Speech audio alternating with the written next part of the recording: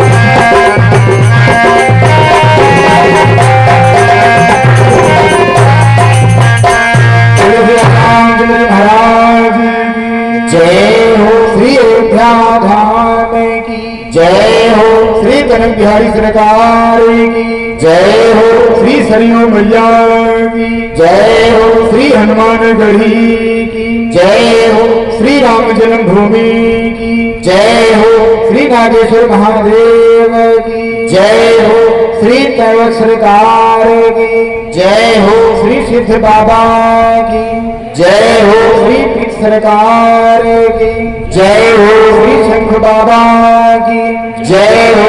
श्री श्री 108 श्री वासुदेव सुंदर चाचा जी महाराज की जय हो। श्री तिलक बाबा की जय हो। श्री गौतम सरकार की जय हो। एक बार प्रेम से बोले श्री बांके बिहारी लाल की जय हो।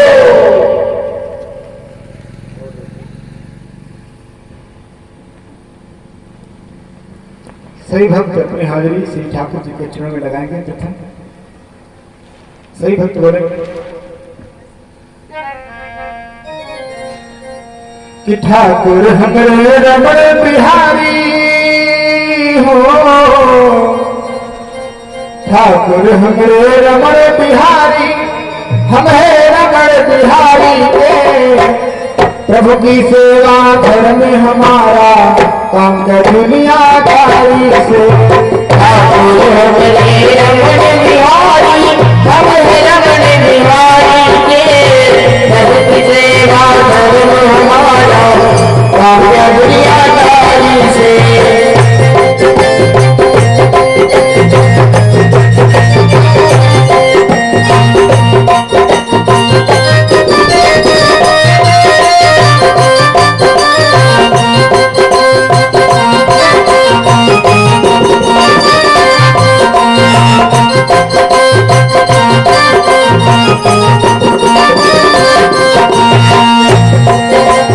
ठाकुर हमरे रमण बिहारी, हमें रमण बिहारी के प्रभु की सेवा धर्म हमारा काम का दुनियादारी से। ठाकुर हमरे रमण बिहारी, हमें रमण बिहारी के प्रभु की सेवा धर्म हमारा काम का दुनियादारी से।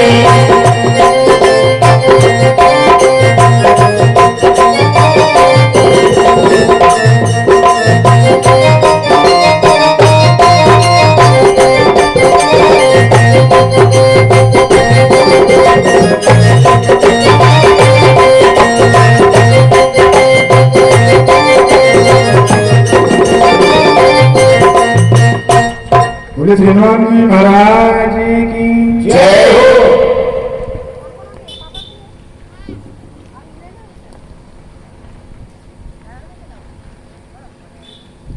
आए सही भक्त प्रभु के चरणों में पवन भजन, उसके बाद प्रभु की पवन कथा श्रवण करेंगे। इस संसार में प्रभु का भजन सर्वोपरि है, इसलिए अगर और कुछ नहीं कर पा रहे हैं तो भजन प्रभु का जरूर करें, प्रभु के नाम का कीर्तन जरूर करें, क्योंकि ये मानव जीवन बड़े भाग्य से मिला है और प्रभु का आपके अंदर वास है। उन प्रभु को पाने के लिए भजन करो कि तेरे रंग में प्रभु जी बसे हैं, तेरे रंग में प्रभु जी बसे हैं, जो तू करता वो सब देखते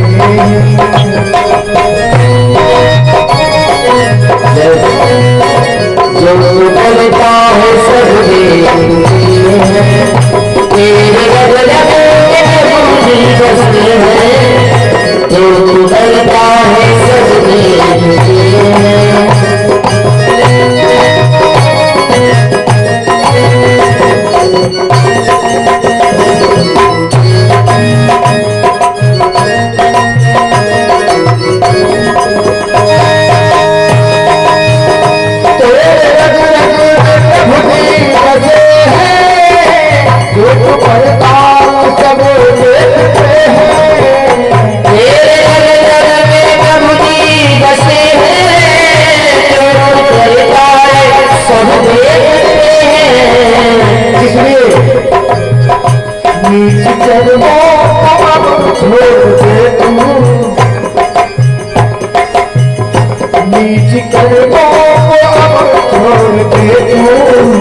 क्योंकि प्रभु जी सभी देखते हैं, नीच कर लो सब छोड़ दे दो, क्योंकि प्रभु जी सब देखते हैं।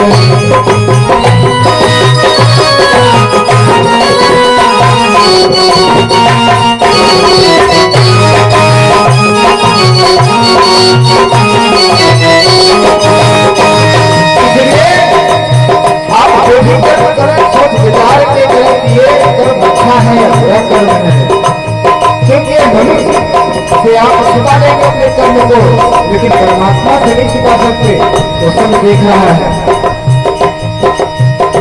पाप करते रहोगे अगर तुम्हें पार मैया को कैसे करो तुम्हें। पाप करते रहोगे अगर तुम पार मैया को कैसे करोगे। पाप करते रहोगे अगर तुम्हें पार मैया को कैसे करोगे। पाप करते रहोगे अगर तुम पार मैया को कैसे करोगे। इसलिए कीजिए हरे का भजन आप तमसद, कीजिए हरे का भजन आप अब तुम्हें, क्योंकि बिगड़ी को देखते। करिए प्रभु का भजन आप सब, क्योंकि बिगड़ी को देखते हैं।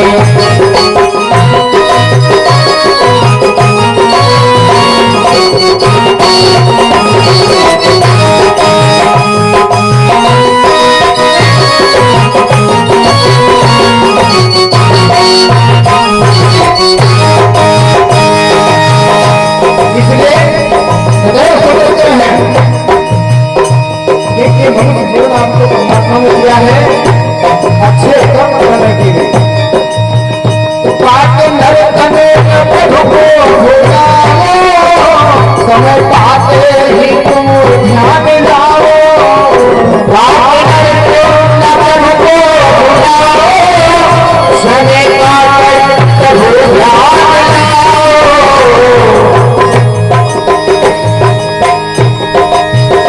पाप नरक में प्रभु नाम लाओ, समय पाते प्रभु ध्यान लाओ।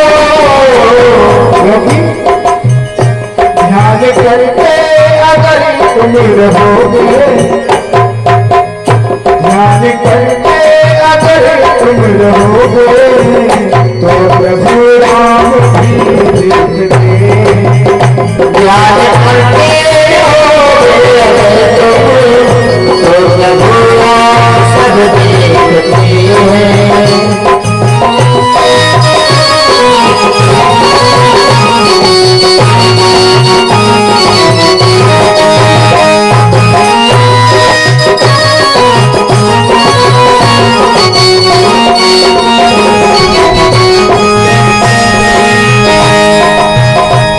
इसलिए हे भाग्य मानुष के द्वारा सूर्य सूर्यम, हे कहो भाग्य पाया है तुमने, क्योंकि माया में भटकाते हो। हे कहो भाग्य पाया है तुमने, फिर भी माया से भटका रहे हो। हे कहो भाग्य पाया है तुमने, फिर भी माया से मारे हो। कहते हैं कौशले सुनो सब, कहते हैं कौशले सुनो सब, मेरे प्रभु पर तो सब देखते। कहते हैं ये सुनो सब, मेरी प्रभु सब देखते हैं।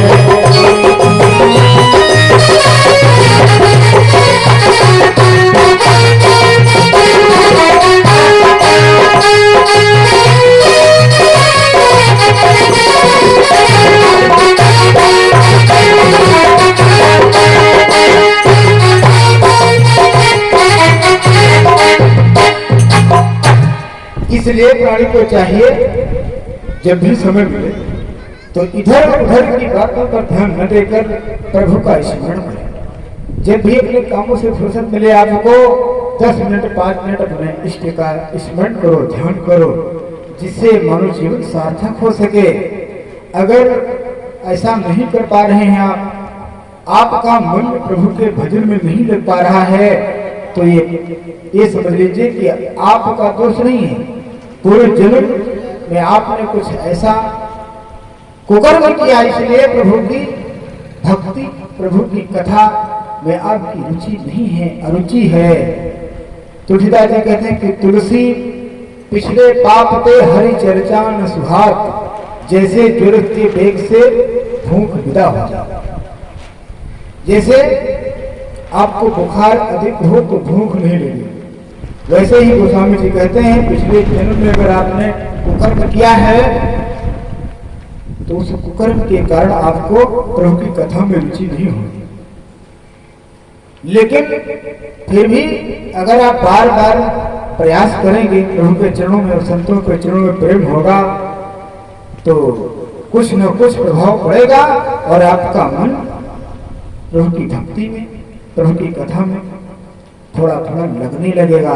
जब थोड़ा थोड़ा लगेगा, आप प्रभु की भक्ति करेंगे, पूजा प्रतिष्ठा करेंगे, प्रभु की कथा सुनेंगे तो जरूर सुधार होगा। क्योंकि गोस्वामी जी कहते हैं कि सठ सुधरे ही सत्संगति पाई, पारस परस उधात सुहाई।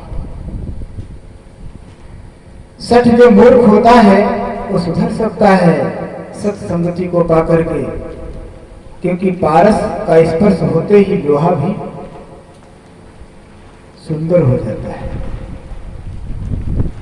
सोना बन जाता है। वैसे ही कितना ही कुकर्मी क्यों न हो इंसान, अगर उसका संग अच्छे से हो गया तो बदलाव जरूर आएगा। बोलिए श्री हनुमान जी महाराज की जय हो।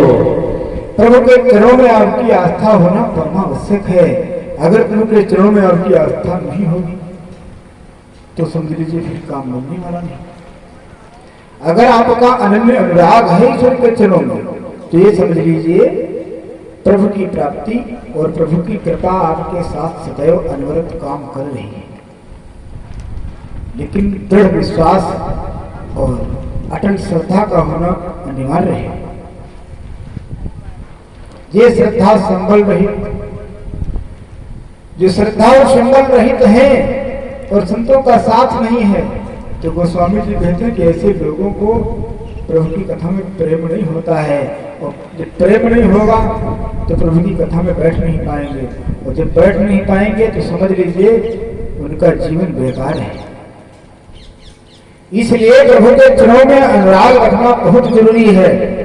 जब तक प्रेम आप नहीं करेंगे प्रभु से, तब तक प्रभु की कृपा आपके ऊपर नहीं आएगी।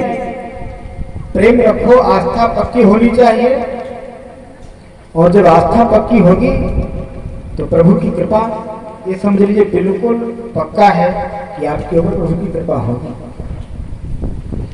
आइए एक छोटा सा प्रश्न ध्यान देंगे। ये धर्मदेव नाम के पंडित जी थे जिनका अनुराग प्रभु के चरणों में बहुत था और बहुत धनवान भी थे, दया के सागर थे। उनके अंदर प्रेम और दया का हर वक्त प्रसार होता रहता था, और इतना प्रेम दया था कि किसी को देखते थे तो उसके कष्ट का निवारण करने में वो लग जाते थे और उसके दुख को दूर करते थे। ऐसा उनका स्वभाव था।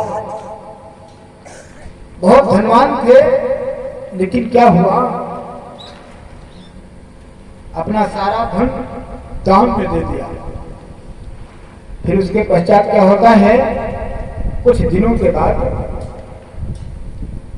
वो स्वयं कंगाल हो जाते हैं, और जब कंगाल हो गए तब क्या होगा, उनकी जो पंडिताई थी वो कहने लगी कि आप तो बहुत बड़े दानी बन रहे थे, अब क्या करोगे।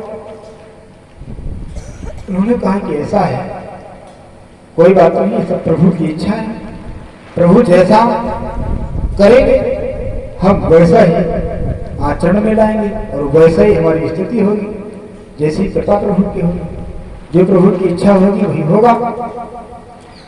तो धर्मदेव पंडित जी जो थे वो बहुत ही धर्मानुरागी थे, ईश्वर के चरणों में उनका अनन्य प्रेम था, और जो पंडिताई थी उसका कुछ आस्था कम थी प्रभु के चरणों से।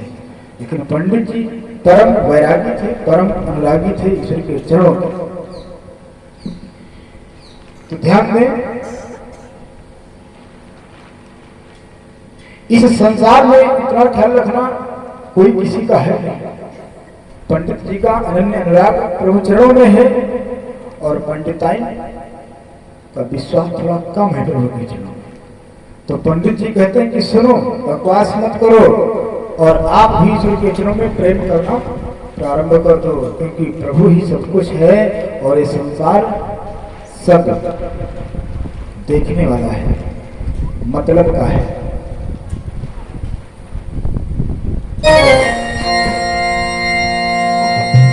कि यह दुनिया है सब मतलब की, ना रहा किसी से नाता है।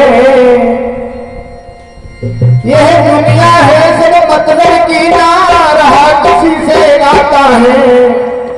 वो अपने अपने पर नाज करे नर खाता खूब कमाता है। अपने अपने पर नाच करे नर खाता खूब कमाता है।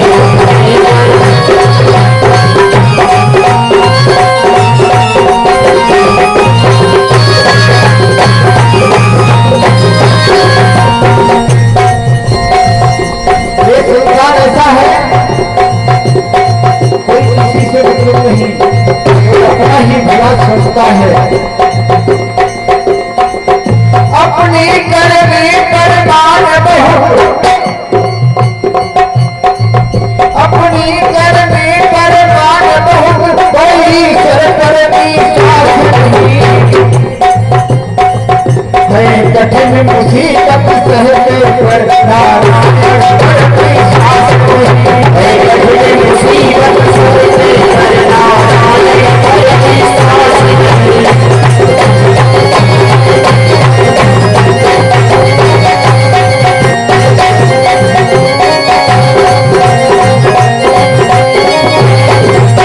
संसार में बहुत सारे प्राणी ऐसे हैं कि अपना जो कर्म करें उसमें जो सफलता हासिल होगी तो कहेंगे कि हमने अपने कर्म के द्वारा ऐसा किया है, ऐसा हमको भोग बनवाया है। लेकिन जब कुछ बिगड़ जाता है तब क्या कहते हैं, तो भगवान ने बिगाड़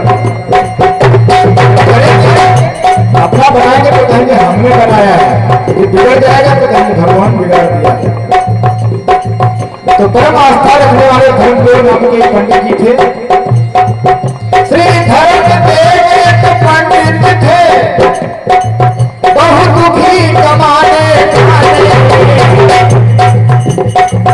अत्यंत गरीबी थी उनकी, तो थे मुस्ताद जवानी।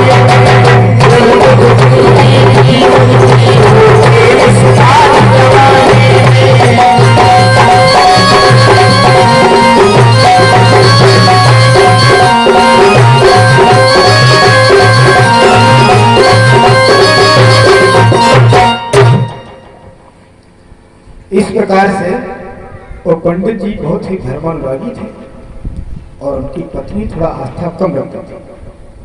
तो ध्यान देंगे, पंडित की पंडिताई डेली अपने पंडित जी से कहती थी कि ऐसा है, आप कुछ काम धंधा करते नहीं हो और कैसे काम चलेगा, कैसे जीवन यापन होगा, जो खर्चा है कहां से आएगा। उसमें हमारे भक्त ध्यान देंगे, पंडित जी ने कहा कि अरे मूर्ख, तू शांत रहे, पैसे कहां से खर्चा आएगा ये परमात्मा खुद जाने, हम तो केवल उनकी भक्ति करना जानते हैं। क्या कहते हैं पंडित जी, पंडित बोले पंडिताइन से, पंडित बोले पंडिताइन से, भगवान देवे खाना है वो बेकार है, दुनिया की झंझट और दौड़ा धूप मचाना है। दुनिया की झंझट और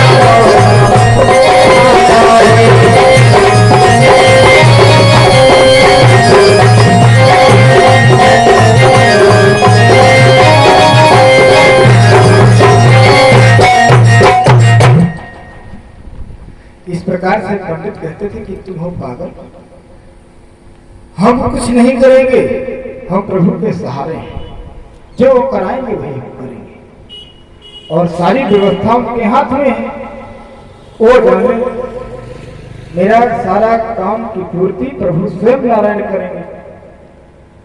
अब पंडिताइन कहती थी क्या बताऊं, आप कुछ करोगे नहीं तो परमात्मा आपको कैसे देगा कुछ। पंडिताइन ने कहा कि ऐसा है, सुनो ध्यान देकर, आपने भंडारे को करने का विचार ही किया है और भंडारा करने में जो है पैसा बहुत लगता है और आपके पास पैसा है नहीं, कैसे काम चलेगा, भंडारा कैसे होगा। तो उस समय हमारे भक्त ध्यान देंगे, पंडिताइन से पंडित जी कहते हैं कि आप चिंता मत करो, सब प्रभु कृपा करेंगे, सब नारायण देंगे। एक दिन की बात है, पंडित जी गए थे दीर्घ सप्ताह के लिए। वहां से जब वो आने लगे तो एक रास्ते में का छोटा सा पेड़ मिलता है और उसको उखाड़ने लगे। जब उखाड़ा तो देखते क्या है, वो जड़ समेत उखड़ा और उसके नीचे उनको एक रुपयों से भरा हुआ, गिन्नी असरफियों से भरा हुआ एक मटका मिलता है। अब क्या होता है, पंडित जी ने देखा करी इसमें तो सब गिन्नी असरफी मोह सब भरी पड़ी है, सब खजाना है, तुरंत वैसे ढक दिया। उन्होंने विचार किया कि पता नहीं किसका है, ये हमारा थोड़ी ना किसी का होगा, हम इसको थोड़ी ले जाएंगे। पंडित जी भले ही गरीब थे लेकिन ये नहीं कि हाँ उनको लोभ आ जाए। जय श्री राम, जय श्री राम। एक बार बैठा श्री ब्रह्म सच्चिदानंद की जय हो, श्री हनुमान जी महाराज की जय हो। तो पंडित जी का जो है जो मन था, जो स्वभाव था, वो बहुत ही निर्मल था। उन्होंने विचार किया ये किसी और का धन है, इसको हम नहीं ले जाएंगे। तुरंत तो इसे ढक दिया और चले आए अपने घर। अपने घर जब आते हैं, स्नान ध्यान किया और संध्या के समय, रात्रि के समय पंडित जी अपने पंडिताई से जो है कहने लगे, कैसा पंडिताइन, आओ हम आपको कुछ आज सुनाते हैं। जब हम सुबह गए थे बाहर तो वहां पर हमको एक सोना और चांदी गिन्नी सटने से भरा हुआ मटका मिला था, घड़ा मिला था, लेकिन हम क्या करें, उसको उसे ढक दिए थे, पता नहीं किसका धन हो। इधर हमारे भक्त ध्यान देंगे, जिस समय पंडित जी ने पंडिताइन को सूचना दे रहे थे, बता रहे थे कि एक घड़ा को हमने देखा है, जब सोना चांदी से भरा था, उसको हमने ढक दिया। इधर पंडित जी ने पंडिताइन को बता रहे थे और 4 चोर पंडित जी के यहाँ आ गए थे। उन चारों चोरों ने उस बात को लिया सुन कि पंडित जी ने कहा है कि वहां पर एक घड़ा है जिसमें से धन दौलत भरा पड़ा है, लेकिन हमने सोचा है किसी और का है, तो हमने दिया ढक। इधर उन चोरों ने सुन लिया, तुरंत चारों चोर पहुंच गए उसी जगह पर। देखते क्या है, जब उन चारों चोरों ने देखा जाकर के उस घड़े को, तो देखते हैं कि उसमें सोना चांदी नहीं, सब सांप बिच्छी भरा हुआ है। अब बेचारे चोर कहने लगे कि देखो पंडित ने हमको पागल बना दिया। अब चारों चोरों को क्रोध होता है उस पंडित के ऊपर, उस घड़े को उठा लिया बंद करके और पंडित जी के घर पे डालते हैं जाकर। जिस समय चारों चोर उस घड़े को ला करके पंडित जी के घर में डालने का विचार किया, ध्यान देंगे जिस समय डालते हैं वो तो समझ रहे हैं कि ये सांप बिच्छी हैं, वो पंडित जी के घर में डाल देंगे और सब इनको डस लेंगे, खा जाएंगे और इनकी हो जाएगी मृत्यु। लेकिन होता है क्या है, प्रभु की कृपा देखो। दरबारे के ऊपर से ही उस झाड़े को है फेंक दिया, पंडित जी के छत के ऊपर से ही चोरों ने आंगन में गिरा दिया उस घड़े को। दरबारे के ऊपर से ही उस झाड़े को है फेंक दिया, सोना चांदी गिन्नी बनकर घर को ना फेंक दिया।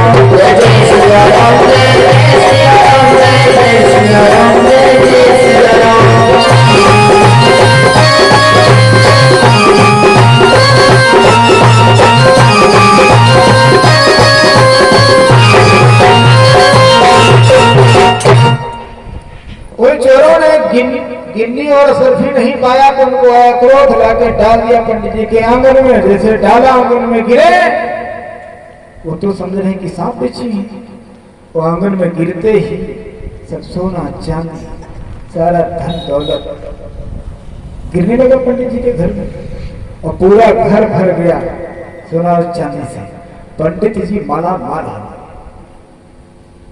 पंडित जी कहने लगे कि देखो पगले, तू कह रही थी कि आप कुछ करते नहीं हो, भगवान कैसे थे? देखो भगवान ने छप्पर फाड़ के दे दिया। ये प्रभु की कृपा है। अब इधर हमारे घर का ध्यान दें। पंडित जी इतना धनवान हो गए और फिर अपना दान करना चालू कर दिए। दान चालू कर दिए, संपदा जब इतनी मिल गई तो क्या होता है? पंडित जी पहले से ही दानी थे ना, कि जो दानी होता है वो दान करता जरूर है। संपदा जब पाई पंडित ने तो मन में खूब निहाल हुए। सब गया धर्म में लुटा दिया कुछ दिनों बाद कंगाल हुए। सब गया धर्म में लुटा दिया कुछ दिनों बाद कंगाल हुए।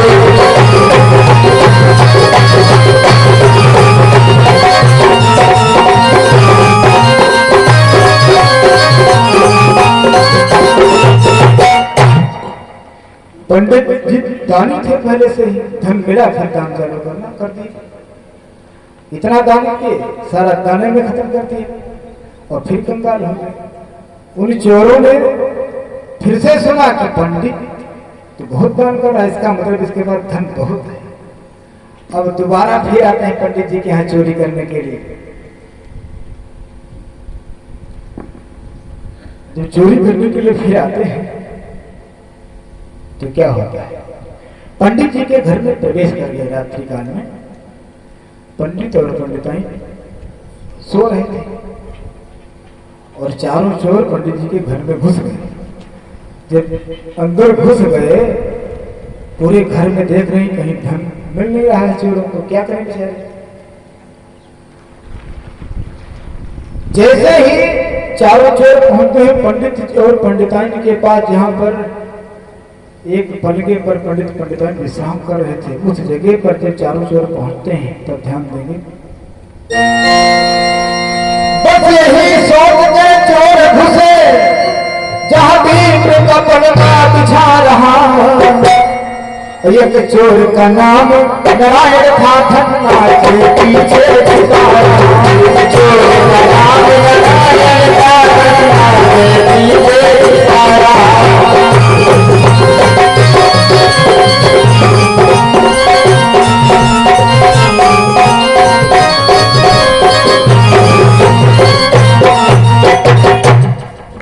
इस प्रकार से चारों चोर अंदर घुसे और पंडित और पंडिताइन के पास पहुंच गए। चारों चोर में से एक चोर का नाम था नारायण। तीन चोरों का नाम क्या था वो नहीं पता, लेकिन एक चोर का नाम था नारायण। तो चारों चोर घुस गए, एक चोर का नाम नारायण। अब ध्यान देना, चारों चोर अपना पंडित जी के घर में पूरा देख रहे हैं, लेकिन कहीं धन नहीं मिल पा रहा है।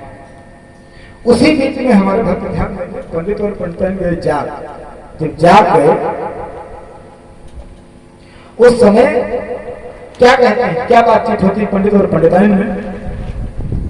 पंडिताइन कहती हैं कि आप कुछ नहीं करते, इतना धन परमात्मा ने आपको दे दिया था, लेकिन फिर भी आपने दया दान में सब लुटा दिया, फिर कंगाल हो गए। और जो भंडारे करने के लिए आपने विचार जो किया था भंडारा, वो कैसे होगा भंडारा? पंडिताइन कहती है कि सुनो, पंडिताइन बोली पंडित से, ली मतलब तुम्हारा समझ तुम्हारा में, पंडिताइन बोले पंडित से ली मतलब समझ तुम्हारा में, तो आते जाते हो कहीं नहीं है कितनी खर्च भंडार, आते जाते हो कहीं नहीं है कितनी खर्च भंडार में।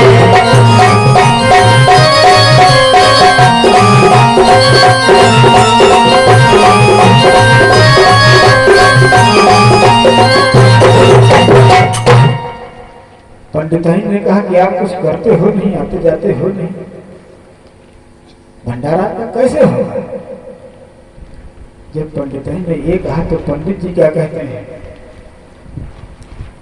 पंडित जी कहते क्या है, ध्यान से सुनेंगे हमारे भक्त कि पंडित बोले तुम पगली हो, पंडित बोले तुम पगली हो, भगवान खबर ले भेज करी है, पंडित बोले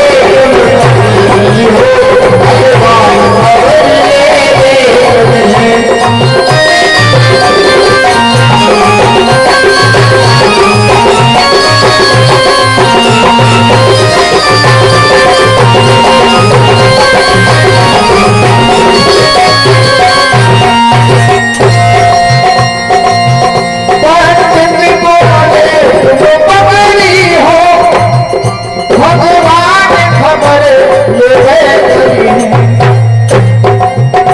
उनसे जो कुछ है छिपा नहीं, उनसे जो कुछ है छिपा नहीं, नारायण सब वेद करी है, उनसे जो कुछ है छिपा नहीं, नारायण सब वेद करी है।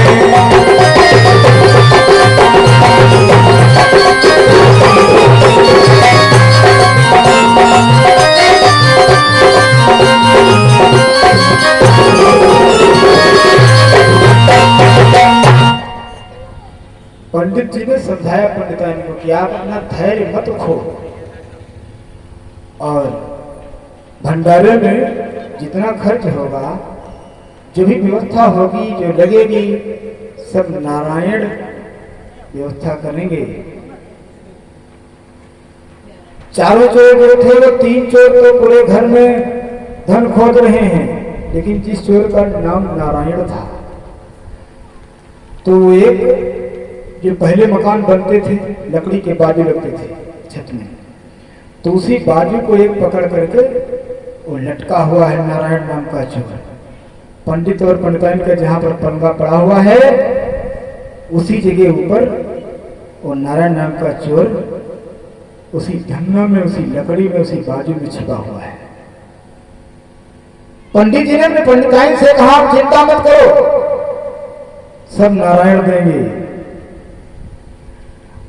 जब कहा नारायण देंगे, पंडित जी तो अपने इष्ट अपने नारायण को कह रहे हैं, अपने प्रभु को, लेकिन जो नारायण नाम का चोर था वो बेचारा घबरा गया।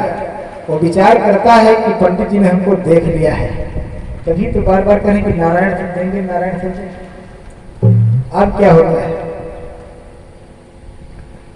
जिस समय पंडित जी बार बार कहते थे कि नारायण करते हैं, नारायण करते हैं, वो जो सुनता है बार बार बेचारा घबराता कैसे है। जब नारायण का नाम सुना तो चोर नारायण घबराया,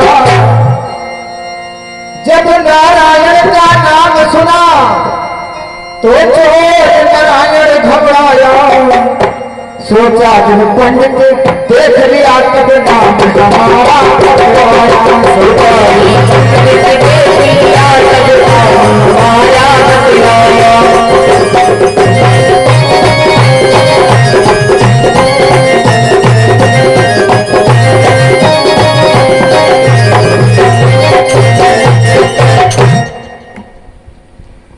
अब वो बेचारा घबरा गया, वो सोचने लगा कि पंडित हमको देख लिया और पहचान लिया है, इसलिए तो नाम बार बार हमारा ले रहा है। वो पंडित जी नारायण अपने प्रभु को कह रहे थे, पंडित जी को कुछ पता नहीं था कि हमारे घर में चोर घुसे हैं। फिर पंडिताइन ने कहा पंडित से कि आप इतनी सब बकवास करते हो, नारायण दे हैं, नारायण कैसे देंगे, और इतना खर्चा भंडारे में लगेगा, इतना पैसा लगेगा, इतना रुपया लगेगा, कहाँ से आएगा। तब पंडित जी क्या कहते हैं कि तुम चिंता मत करो, क्योंकि पंडित जी ईश्वर के चरणों में बहुत विश्वास रखते हैं, अटल श्रद्धा है उनकी, और कहते हैं कि सुनो आप चिंता मत करो। पंडिताइन से पंडित जी ने कहा कि ऐसा है, भंडारे का जो भी खर्चा होगा सब नारायण देंगे। अब जब फिर सुना उस नारायण नाम के चोर ने कि नारायण देंगे, वो समझ रहा कि हम कैसे दे पाएंगे,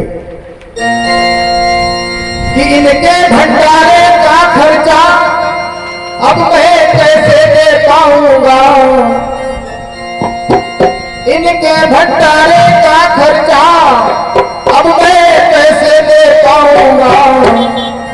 हो तो भोर चलिए कोतवाली जेल में भेजा जाऊंगा, हो तो भोर चलिए कोतवाली जेल में भेजा जाऊंगा।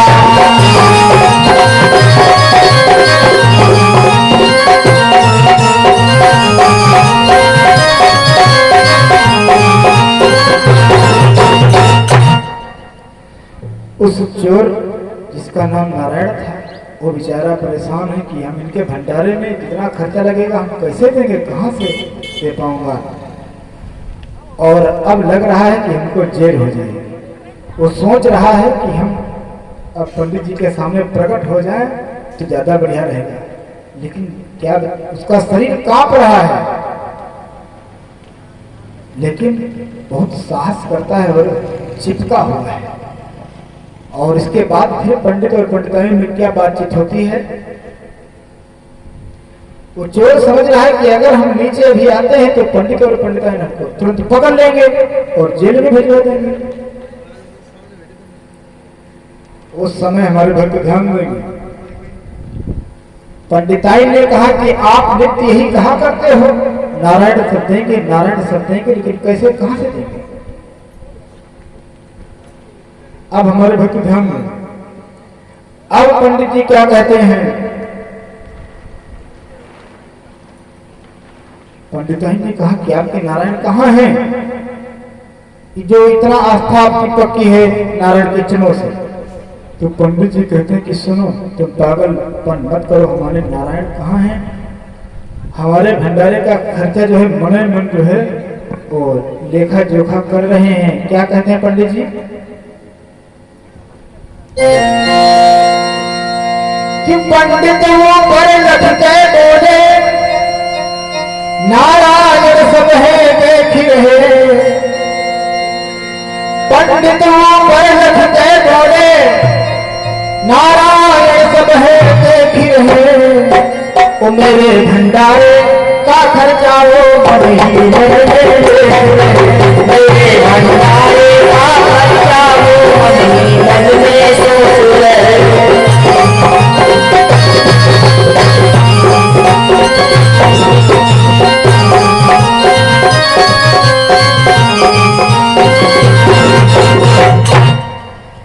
जब पंडित जी ने कहा पंडिताइन से कि आप चिंता मत करो, और थोड़ा दृष्टि ले गए ऊपर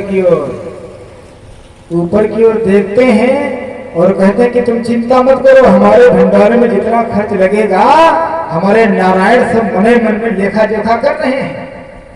जब ये सुना तब वो बेचारा जो है चोर जिसका नाम नारायण था वो बहुत घबरा गया और कहता है कि अब तो पूरा विश्वास हो गया हमको कि पंडित और पंडिता ने हमको देख लिया है, और घबरा गया। पीछे तो नहीं आना चाह रहा था, लेकिन घबराहट के कारण छूट जाता है इसका हाथ और पैर से। जैसे सुना कि पंडित कहते हैं ऊपर की ओर देख करके पूरा विश्वास हो गया, अब नहीं रुक पाया। इतना सुनते ही नारायण पलंगे पर गिरा है घबरा कर। जो नारायण नाम का चोर था वो घबरा गया और पंडित और पंडिताइन के ऊपर ही गिर जाता है। इतना सुनते ही नारायण पलंग कर गया है घबरा कर, गोवा कि मैं तन्हा ही नहीं है और 3 घर के, गोवा कि मैं तन्हा ही नहीं है और 3 घर के अंदर।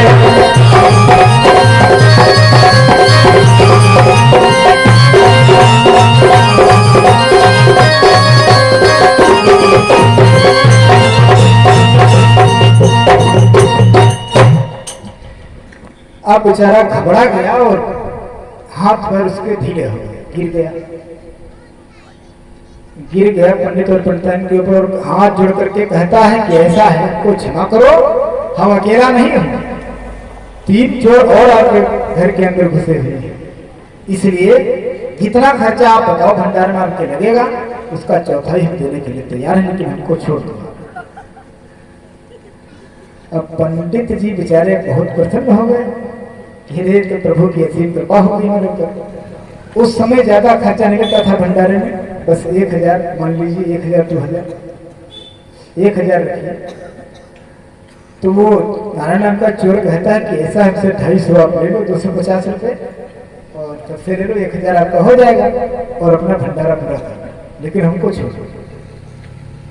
क्या कहता है कि मैं चौथाई दे दूंगा, मैं चौथाई दे डालूंगा और 3 भाग उनसे लीजिए, भंडारा खर्चा पूरा कर दूं और हमको माफी कर दी, भंडारा खर्च पूरा कर दूं और हमको माफी दे दीजिए।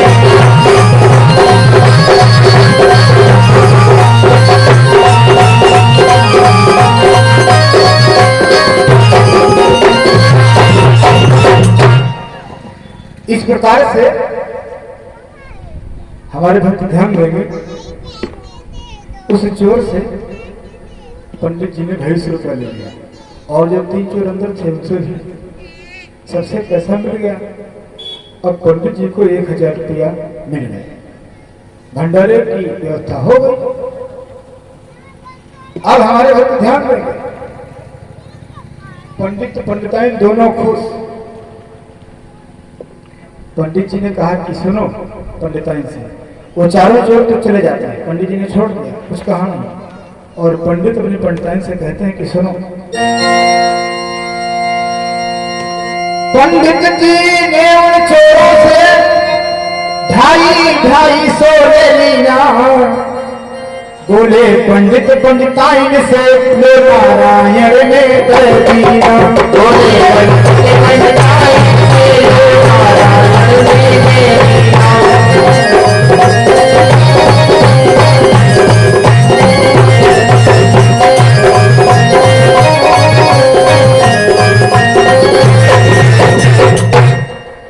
पंडित जी कहने लगे कि देखो आप इतना बकवास करती थी और परमात्मा ने हमको दे दिया। अब जो है पंडिताइन आश्चर्य में हो गई और विश्वास हो गया कि बात तो सत्य है। तो प्रभु की भक्ति आप करते हैं, लेकिन अनन्य भक्ति, अनन्य अनुराग होना चाहिए प्रभु के चरणों में, जैसे पंडित जी का था, तब आपको सफलता मिलेगी। इसीलिए कहते हैं, ऐसे ही जो हर भक्त सदा भगवान सहारे रहता है, कहे जगदम्बा उसका बेड़ा भवसागर पार निकलता है, जगदम्बा उसका बेड़ा पार निकलता है।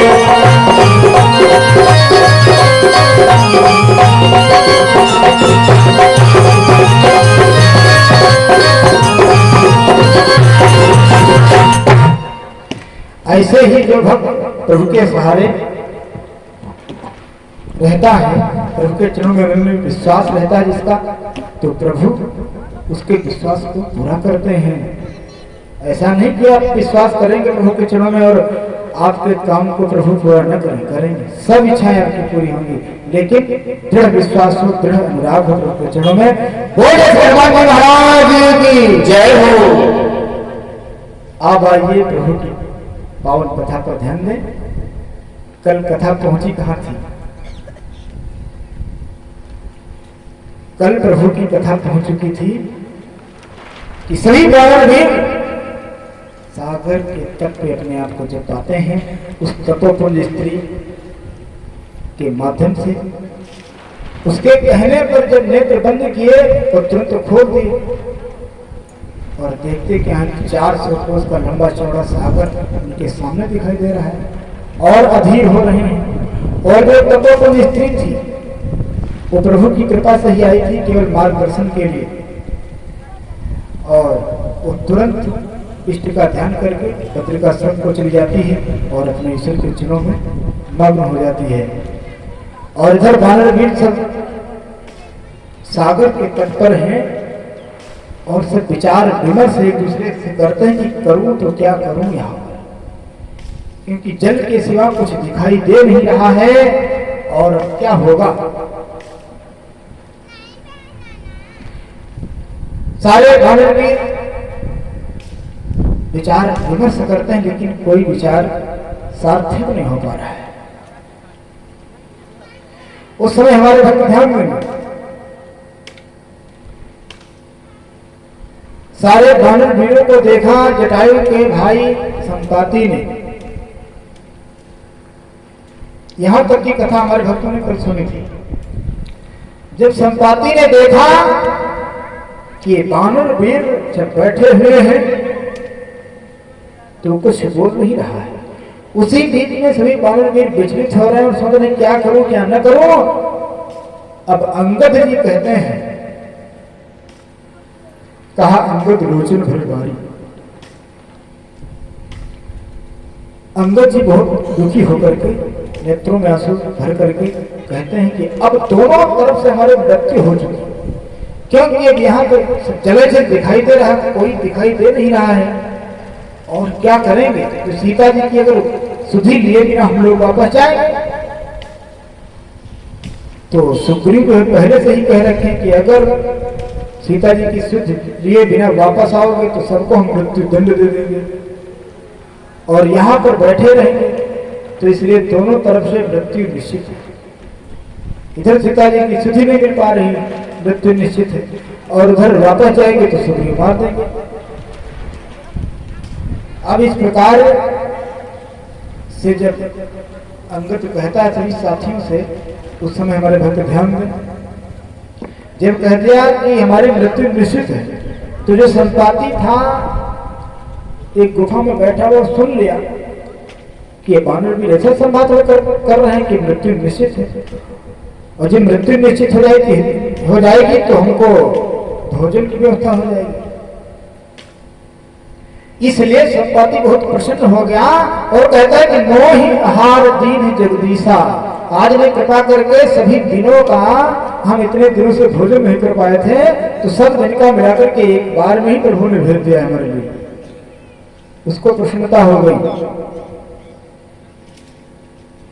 तो यहाँ पर ध्यान देने वाली बात है, मानव शंका समाधान में आया है कि गिद्ध जो होता है, संपाति जी गिद्ध ही गिद्धराज हैं, तो वो मरे हुए जीवों का ही मांस खाते हैं। तो संपाति ने ऐसा क्यों कहा, वानर वीर तो सब जिंदा थे, संपाति ने ऐसा क्यों कहा कि मोह आहार दीन जगदीशा, क्योंकि गिद्ध जो है मरे हुए जीवों का ही मांस खाते हैं। किसलिए कहा, ध्यान दें। संपाति ने इसलिए कहा कि आज हमको परमात्मा ने एक साथ भोजन दे दिया है, क्योंकि अंगद ने कहा कि अब दोनों तरफ से मृत्यु निश्चित है सबकी। तब संपाति ने विचार किया जब मृत्यु निश्चित है तो हमको भोजन की व्यवस्था हो जाएगी, और परमात्मा ने कृपा कर दिया, एक साथ भेज दिया है। इसलिए कहता है कि मोह आहार दीन जगदीशा, और प्रसन्न हो गया और आगे बढ़ा। उसी बीच हमारे भक्त ध्यान दें, उसी बीच में जब सभी बाल समूहों ने, जामवंत ने, अंगद जी ने, नल सभी ने देखा कि ये तो संपाति है, बहुत बड़ा शरीर था, हल्का फुल्का नहीं। अब सभी मानव भी डर जाते हैं कि ये तो अब खा जाएगा, लेकिन क्या हो, जब खा जाएगा डर गए। तो उस समय अंगद जी ने बहुत विचार करने वाले वाक्य बोले कि ये तो जटायु का भाई है। अब प्रशंसा करने लगे जटायु की, जटायु की प्रशंसा सुना संपाति ने। जटायु की प्रशंसा क्या किया अंगद जी ने कि अरे हम सभी वानर वीरों से श्रेष्ठ तो पक्षी राज जटायु हुआ कि राम जी के कार्य के लिए अपने शरीर का बलिदान कर दिया, और हम सभी वानर भालू हैं तो उनसे श्रेष्ठ हैं, और हम लोग प्रभु के कार्य को करने में असमर्थ हो रहे हैं। जिस समय संपाति ने सुना अपने भाई जटायु की बात को तो तुरंत शांत हो गया और पूछने लगा कि और बताओ क्या हुआ। फिर पूरी कहानी संपाति जी को वानर वीरों ने मिलकर के बताई। तो उस समय संपाति को कष्ट होता है कि मेरा भाई संसार में नहीं रहा, और सभी वानर वीरों से कहता है कि ऐसा है सब लोग हमको मिल करके ले चलो समुद्र के किनारे, और जिससे हम अपने भाई को तिलांजलि दे सकूं। सभी वानर वीर उसको लेकर जाते हैं और तिलांजलि जब देता है, श्रद्धांजलि अर्पित करता है अपने भाई को, उसके बाद वानर वीरों की सहायता करता, कहता कि सुनो हम आप लोगों की मदद करने के लिए बिल्कुल तैयार हूं, जा नहीं सकता हूं क्योंकि वृद्ध हो चुका हूं। और क्या कहता है कि सुनो वानर वीरों चिंता मत करो, मैं देखूं तुम नहीं क्योंकि गीधी दृष्टि अपार, मैं यहीं से देख रहा हूं कि गिरि त्रिकूट ऊपर बस लंका, जहां राम सहज असंका, जहां पर रावण निडर होकर के राज कर रहा है, त्रिकूट पर्वत पर लंका बसी हुई है, और वहीं पर रावण राज्य करता है, और वहीं पर तहां अशोक उपवन लिख रहा है, सीतागढ़ सोच रहा है। वही त्रिकूट पर्वत पर एक अशोक वाटिका है, वहीं पर मां जानकी चिंता तुर बैठी है। मैं यहीं से देख रहा हूं क्योंकि हमारी दृष्टि अपार है, आप लोग नहीं देख सकते। उस समय हमारे भक्त ध्यान में बता दिया संपाति ने पूरा पता निशान, और फिर अपनी बात बताता है क्योंकि संपाति के पंख जल गए थे। पंख जले क्यों थे 2 मिनट ध्यान में। संपाति और जटायु ये दोनों भाई जब इनके अंदर युवावस्था थी, जब जवानी की अवस्था में थे, तो एक बार दोनों भाई उड़ान भर दिए सूर्य भगवान तक पहुंचने के लिए कि हम सूर्य भगवान तक पहुंचेंगे। अब उड़ते जा रहे हैं, उड़ते जा रहे हैं, उड़ते जा रहे हैं। क्या हुआ, जब सूर्य के थोड़ा नजदीक पहुंचते हैं तो प्रचंड गर्मी लगी, बहुत तेज। संपाति अपने वानर वीरों को सुना रहा है और कहने लगा कि उस तेज को मेरा भाई जटायु नहीं सह पाया तो वो वापस चला आया, लेकिन मैं अभिमान के कारण, अहंकार के कारण सूर्य के पास पहुंचता गया। लेकिन जब थोड़ा और पास हुआ तो उसके तेज से दोनों मेरे पंख जल गए।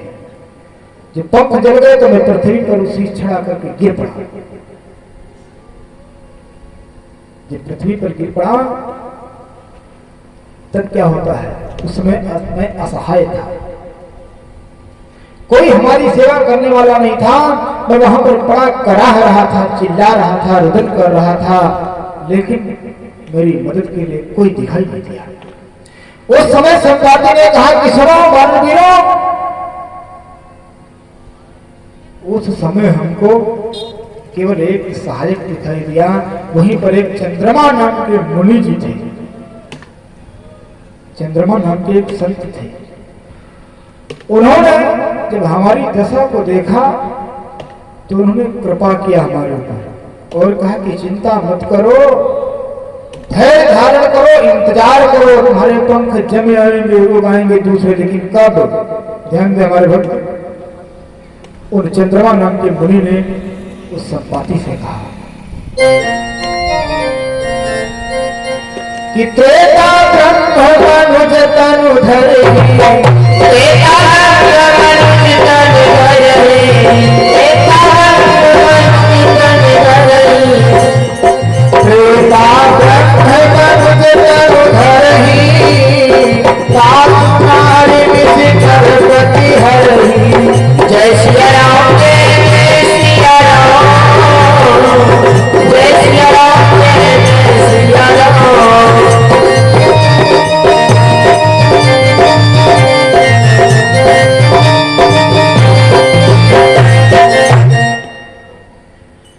उन चंद्रमा नाम के मुनि ने संपाति से बताया था कि त्रेता ब्रह्म मनुज तन धरि तास नार निश्चर पत है। त्रेता युग में परमात्मा मनुष्य के रूप में आएंगे और उनकी प्रिया को, उनकी पत्नी को राक्षसों का राजा रावण हरण कर लेगा। फिर कहते हैं कि ध्यान देकर सुनो, जब रावण हर ले जाएगा उनकी पत्नी को, उस समय ताश खोज पठई प्रभु दूता तिने ही मिले तय हो पुनीता। प्रभु अपने प्रिया के खोज के लिए दूतों को भेजेंगे। उन दूतों से जैसे ही आपका मिलन होगा उसी क्षण आप पवित्र हो जाएंगे। फिर क्या कहते हैं चंद्रमा नाम के मुनि जी कि हे संपाति, चिंता मत करो, आपके पंख उगाएंगे, लेकिन एक काम करना होगा। जग है पंख का रच जनु चिंता, जग है पंख का रच जनु चिंता,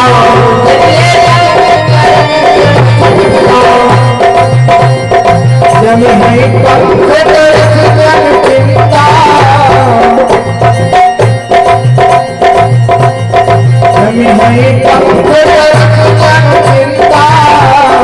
नहीं दिखाई दे हर सीता। जय सिया राम, जय सिया राम, जय सिया राम, जय सिया राम।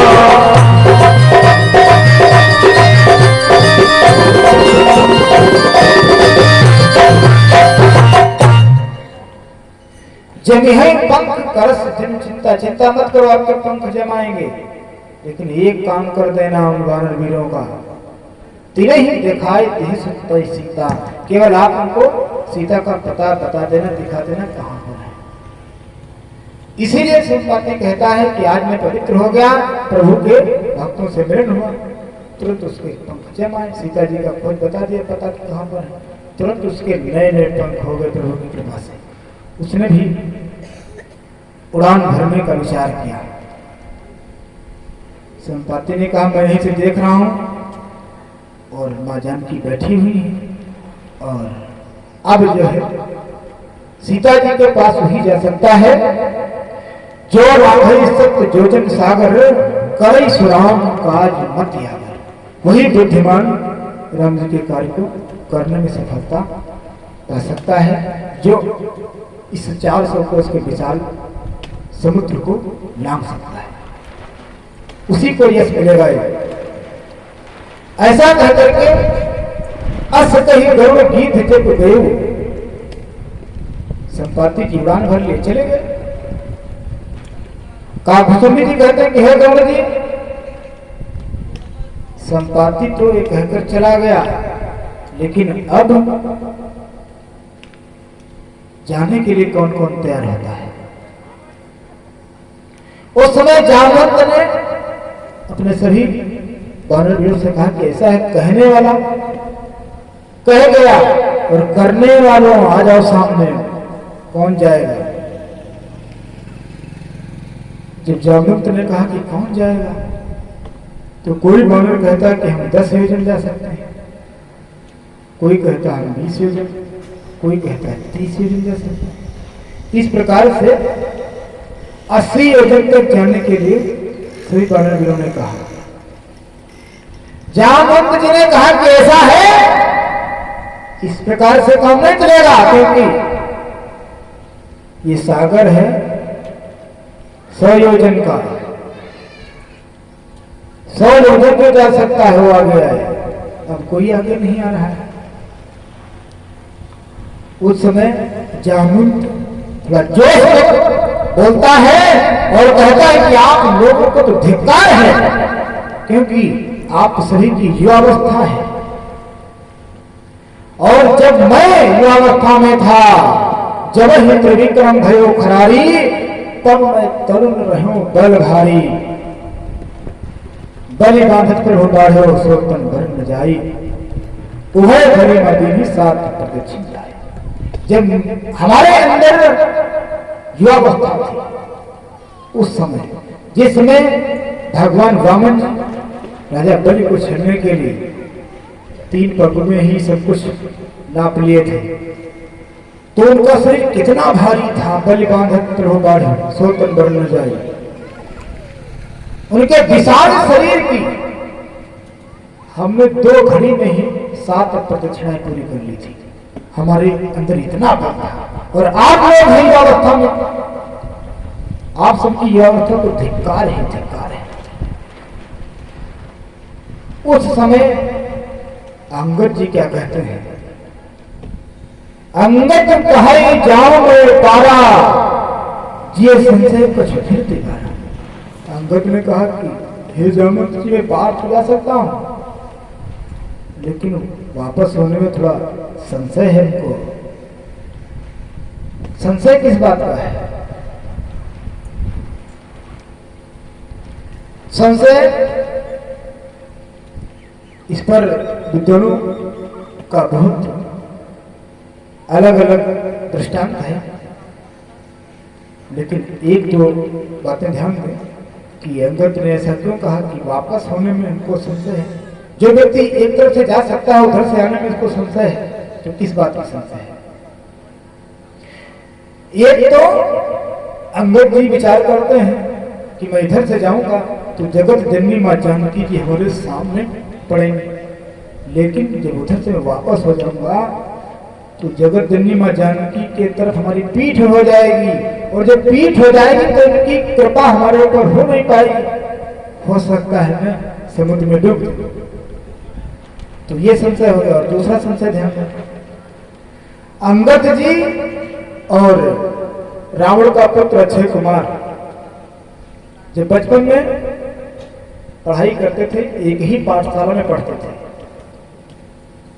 तो अंगद जो है बार बार अक्षय कुमार को मारते रहते थे।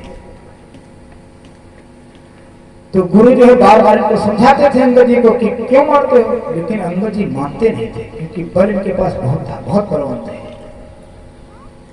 उस समय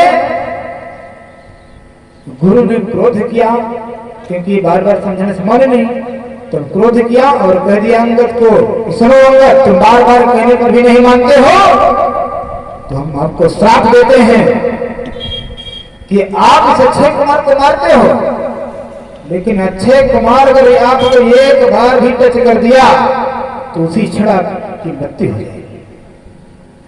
तो उसी बात को स्मरण करके अंगद जी कहते हैं कि जामवंत जी मैं जा तो सकता हूं इधर से, लेकिन वापस होने में हमको संशय है। संशय इसी बात का है कि कहीं अक्षय कुमार हमारे शरीर पे अपना हाथ टच न करते और हमारी मृत्यु हो जाए। और तीसरा संशय ध्यान दें,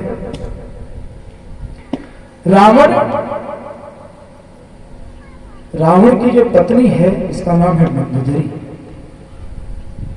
उससे रिश्ता है अंगद जी का। अब उसको बताने तो बड़ा समय लग जाएगा, फिर कथा बहुत विस्तारित हो जाएगी। तो इसलिए उस रिश्ते को स्मरण में लाते हैं, याद में, और सोचते हैं कि कहीं उस रिश्ते में मैं न फंस जाऊं और वापस ना आऊं। तो इसलिए विभिन्न मत हैं। अंगद जी ने कहा कि हम पार जा सकते हैं, तो अंगद की बात को सुनकर के जामवंत ने कहा कि जामवंत कहा तुम सब लायक, लेकिन पठैये की में तुम सब ही कर नायक। तुम तो सभी के सेना नायक हो, हम आपको कैसे भेज दें? उस समय हमारे भक्त ध्यान देंगे,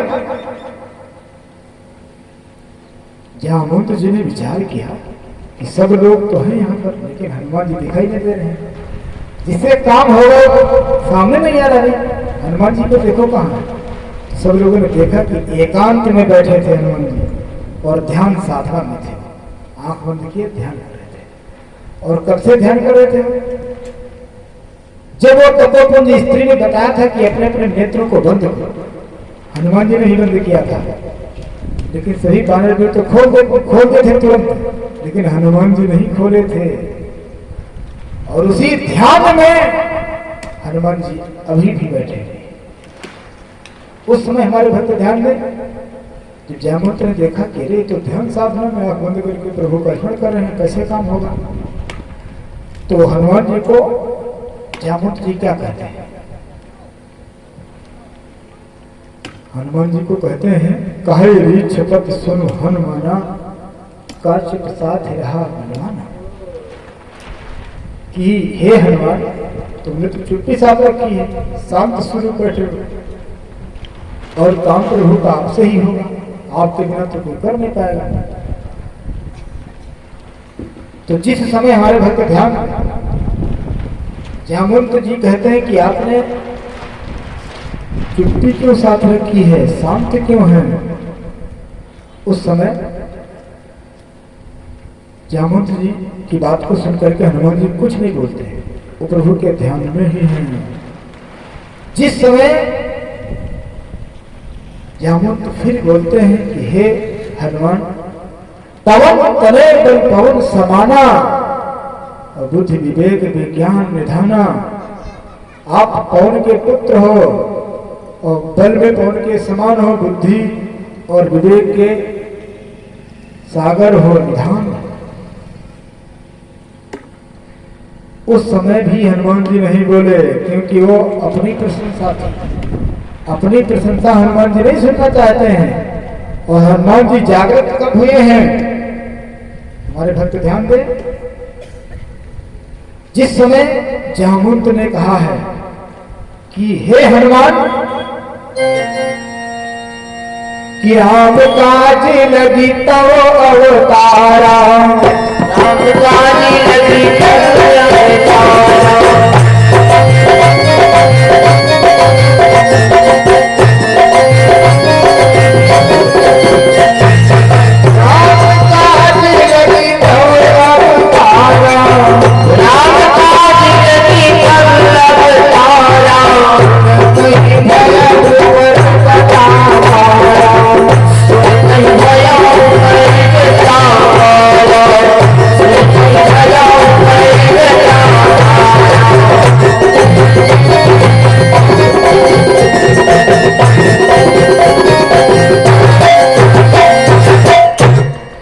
जब जामवंत ने कहा कि हे हनुमान, आपका तो अवतार ही राम जी के कार्य के लिए हुआ है। जब राम जी का कार्य सुना, उसी समय हनुमान जी जागृत हो गए और आ गया जोश। कनक वरण तन तेज विराजा, मानो हम अपर गिर के राजा। लगता है जैसे कोई दूसरा सुमेरु पर्वत सामने खड़ा हो। बहुत बड़ा शरीर कर लिया हनुमान जी महाराज ने, और सिंहनाद परिवार ही मारा, लिए नमुज्जलित खरा। बार बार सिंह की गर्जना करते हैं और कहते हैं कहो तो मैं इस समुद्र को लीला में ही, खेल में ही लांग सकता हूं, क्या करूं। जामवंत जी ने जब सुना हनुमान जी की गर्जना, तो जामवंत कांपने लगा उस समय, थर थर थर, क्योंकि इतना विशाल स्वरूप हनुमान जी का इतनी तेजी से गर्जना किए हैं कि सभी समुदाय बांधवों और भालुओं का कांपने लगा। जामवंत सबसे श्रेष्ठ था, सबसे वृद्ध था, वही कांपने लगा। उस समय हनुमान जी और उसमें कहते हैं कि सहित सहाय रावण हिमारी, आनो यह त्रिकूट उपारी। जब इस प्रकार से जोश में हनुमान जी बोलते हैं, कहो तो अभी जिस पर्वत पर, जिस त्रिकूट पर्वत पे लंका बसी है, उसको उखाड़ के ले आओ, रावण को मृत्यु दंड दे दो। अब जामवंत कुछ नहीं बोल पा रहे, कांप रहा है जामवंत। अब क्या हो, उस समय हमारे भक्त ध्यान में जामवंत कांपता है, लेकिन हनुमान जी फिर आगे क्या बोलते हैं। जामवंत जी ने जब जामवंत जी कांप रहे थे, तो हनुमान जी क्या कहते हैं कि जामवंत में पूछो तो ही उचित सिखावन दीजे मोही। अब जामवंत जी को थोड़ा साहस हुआ और कहने लगे कि जब आप पूछ रहे हो कि हम जो कहेंगे, हमसे आप पूछ रहे हो कि क्या करना है, तो जो हम कहें वो करो। क्या कहते हैं, इतना करो ताप तुम जाई सीते हैं देख कहो जाए। आपको कुछ और नहीं करना है, जाओ सीता जी का खोज करो, वो आकर के सूचना दे दो, और कुछ नहीं। अगर और कुछ करना है तो केवल क्या करना है, तुम केवल लंका में जाकर माता का पता लगा लेना कि तुम केवल लंका में जाकर माता का पता लगाना, तुम केवल लंका में जाकर माता का पता लगाना।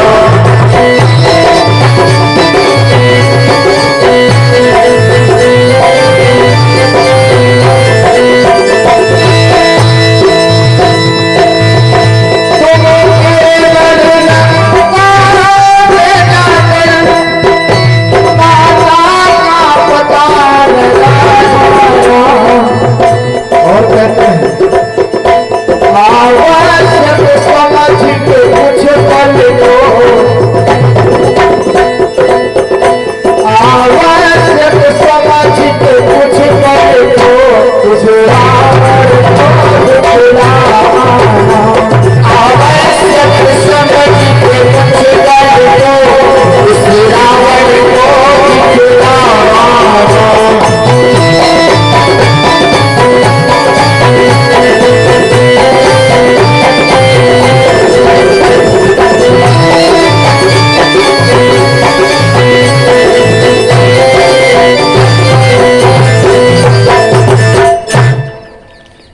जामुन जी ने कहा कि आप केवल लंका को जाओ और सीता जी की खोज करके बताओ, और कुछ बल उस रावण अभिमानी को दिखा देना अगर जरूर समझना तो, और कुछ नहीं करना। जब सूचना आप आके दोगे तो प्रभु स्वयं करेंगे अपने हाथों से, जिससे ये सुंदर सुयश प्रभु को मिले, और जिस सुयश का गुणगान करके सभी मनुष्य का तरणी तार होगा, भवसागर से पार हो जाएगा। इस प्रकार से जामुन ने उचित शिक्षा दे दिया हनुमान जी महाराज। उस समय हमारे भक्त ध्यान में जिस समय हनुमान जी ने पूछा था कि क्या करना है, तो उचित शिक्षा दे दिया। और फिर जामुन जी कहते हैं आप लंका को जा रहे, लेकिन डरना किसी से नहीं है। ए वीर जाके लंका ना तू किसी से डरना, ए वीर जाके लंका ना तू किसी से डरना, ए वीर जाके लंका ना तू किसी से डरना, ए वीर जाके लंका ना तू किसी से डरना, ए वीर जाके लंका ना तू किसी से डरना। आकाश मार्ग जाके लंका में ही उतरना, आकाश मार्ग जाके लंका में ही उतरना।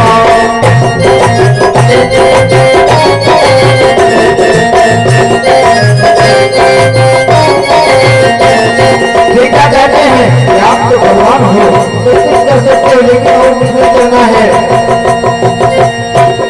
वैसे तो तुम बल है लंका अकेले तब पर, वैसे तुम में बल है लंका अकेले तब पर, वैसे तो तुम बल है लंका अकेले तब पर, वैसे तो तुम में बल है लंका अकेले तब पर। दर्शन घटा फिर भी ऐसा नहीं है करना, दर्शन घटा फिर भी ऐसा नहीं है करना।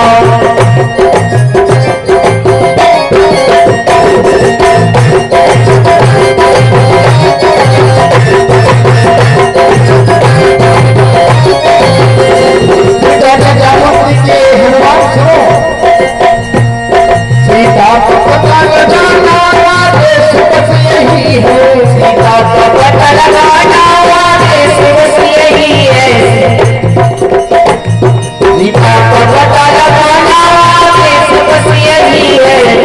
क्या कहते हैं करे आप जरूरत बिन का प्रयोग करना,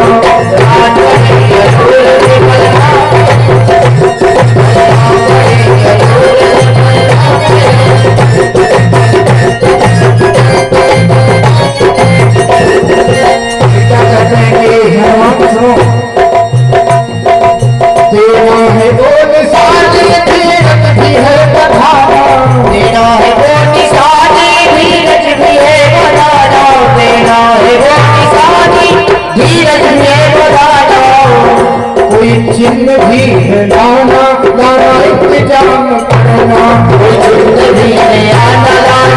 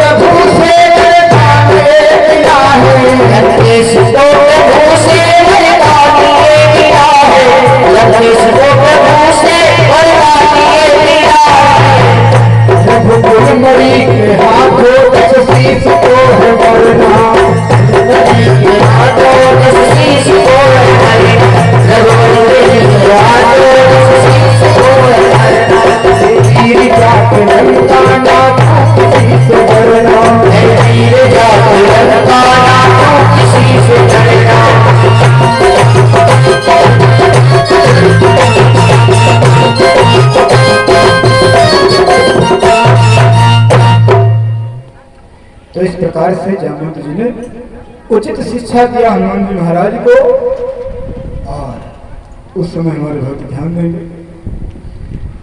प्रभु का बारंबार स्मरण करें, अपने मन को प्रभु के चरणों में बारंबार लगाते हुए, बारंबार प्रभु के चरणों में प्रणाम करते हुए हनुमान जी महाराज उड़ान भरते हैं।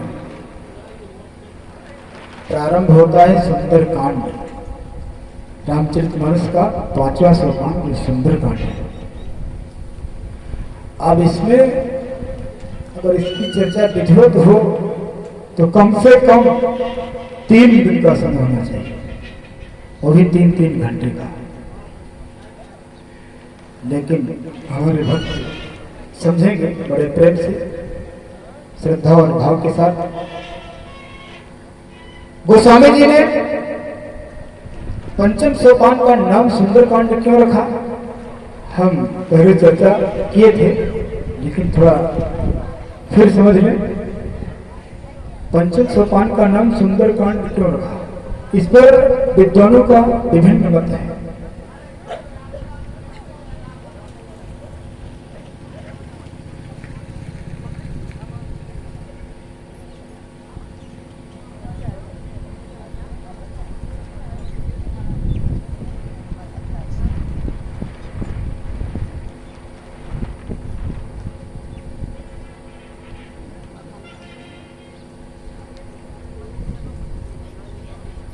तो ध्यान देंगे हमारे सेवक, एक बार जयकार लगाएंगे।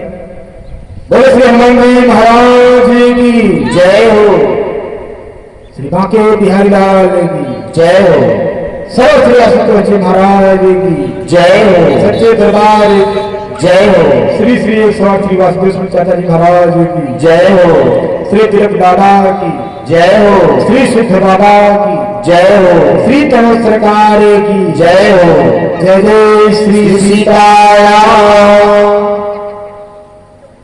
तो पंचम सोपान का नाम सुंदरकांड क्यों?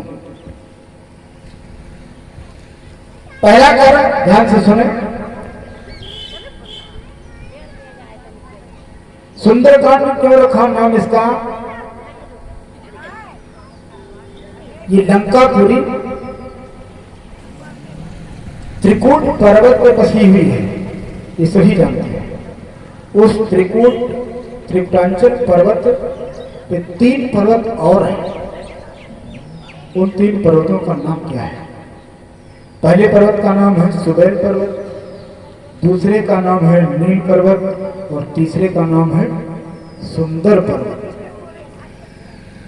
पहला पर्वत है, सबसे बड़ा पर्वत है त्रिकूट पर्वत, उस पर लंका बसी हुई है।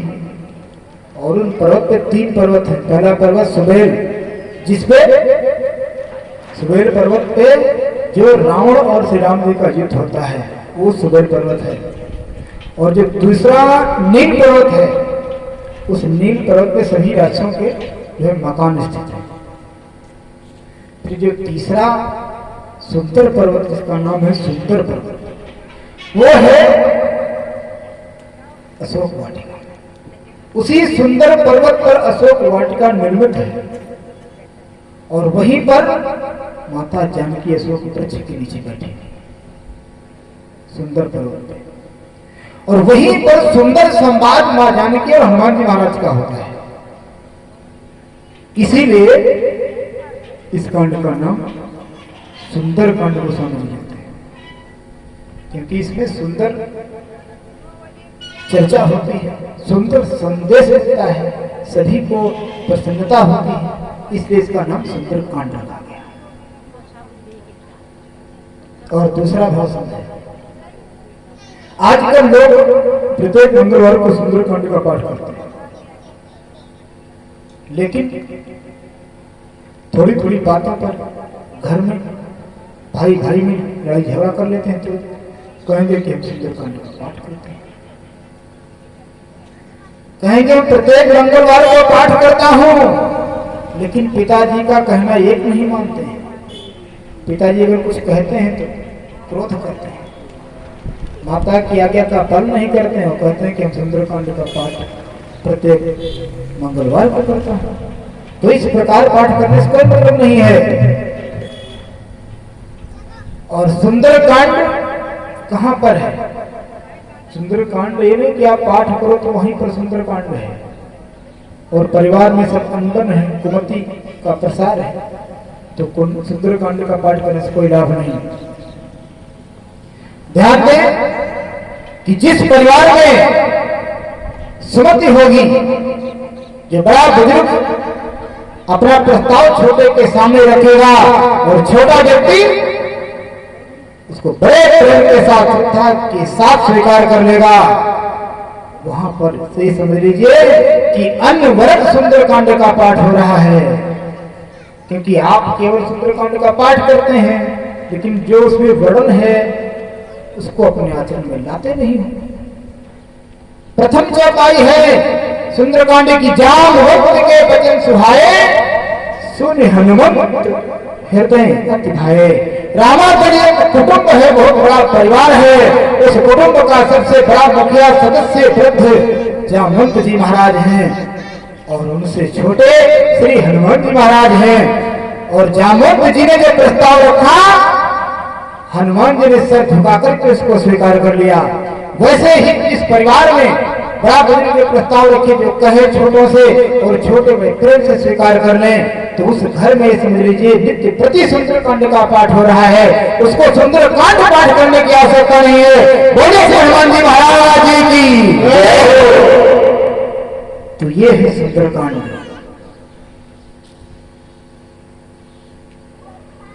तो सुंदरकांड का पाठ भले कम करना, लेकिन उसको समझना और अपने आचरण में लाना, दूसरे को भी समझाना, तभी सार्थकता होगी।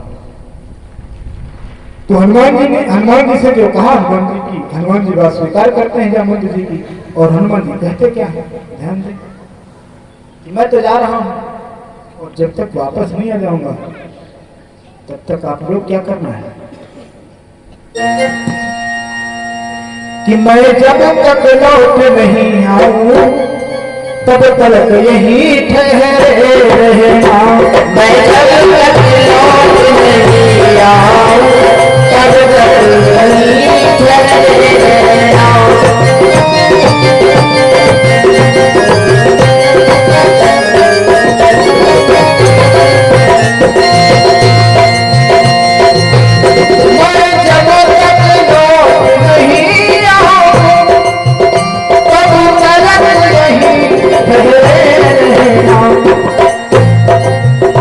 श्री राम नाम का कीर्तन कर आशीष मुझे देते रहना।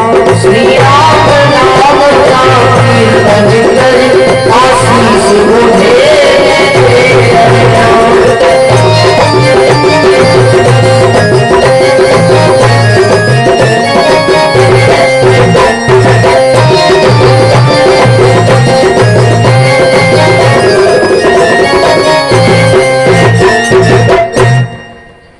हनुमान जी महाराज ने कहा सभी वानर वीरों से कि ऐसा है, मैं जा रहा हूं, लेकिन जब तक वापस ना आऊं तब तक यहाँ बैठे मत रहना।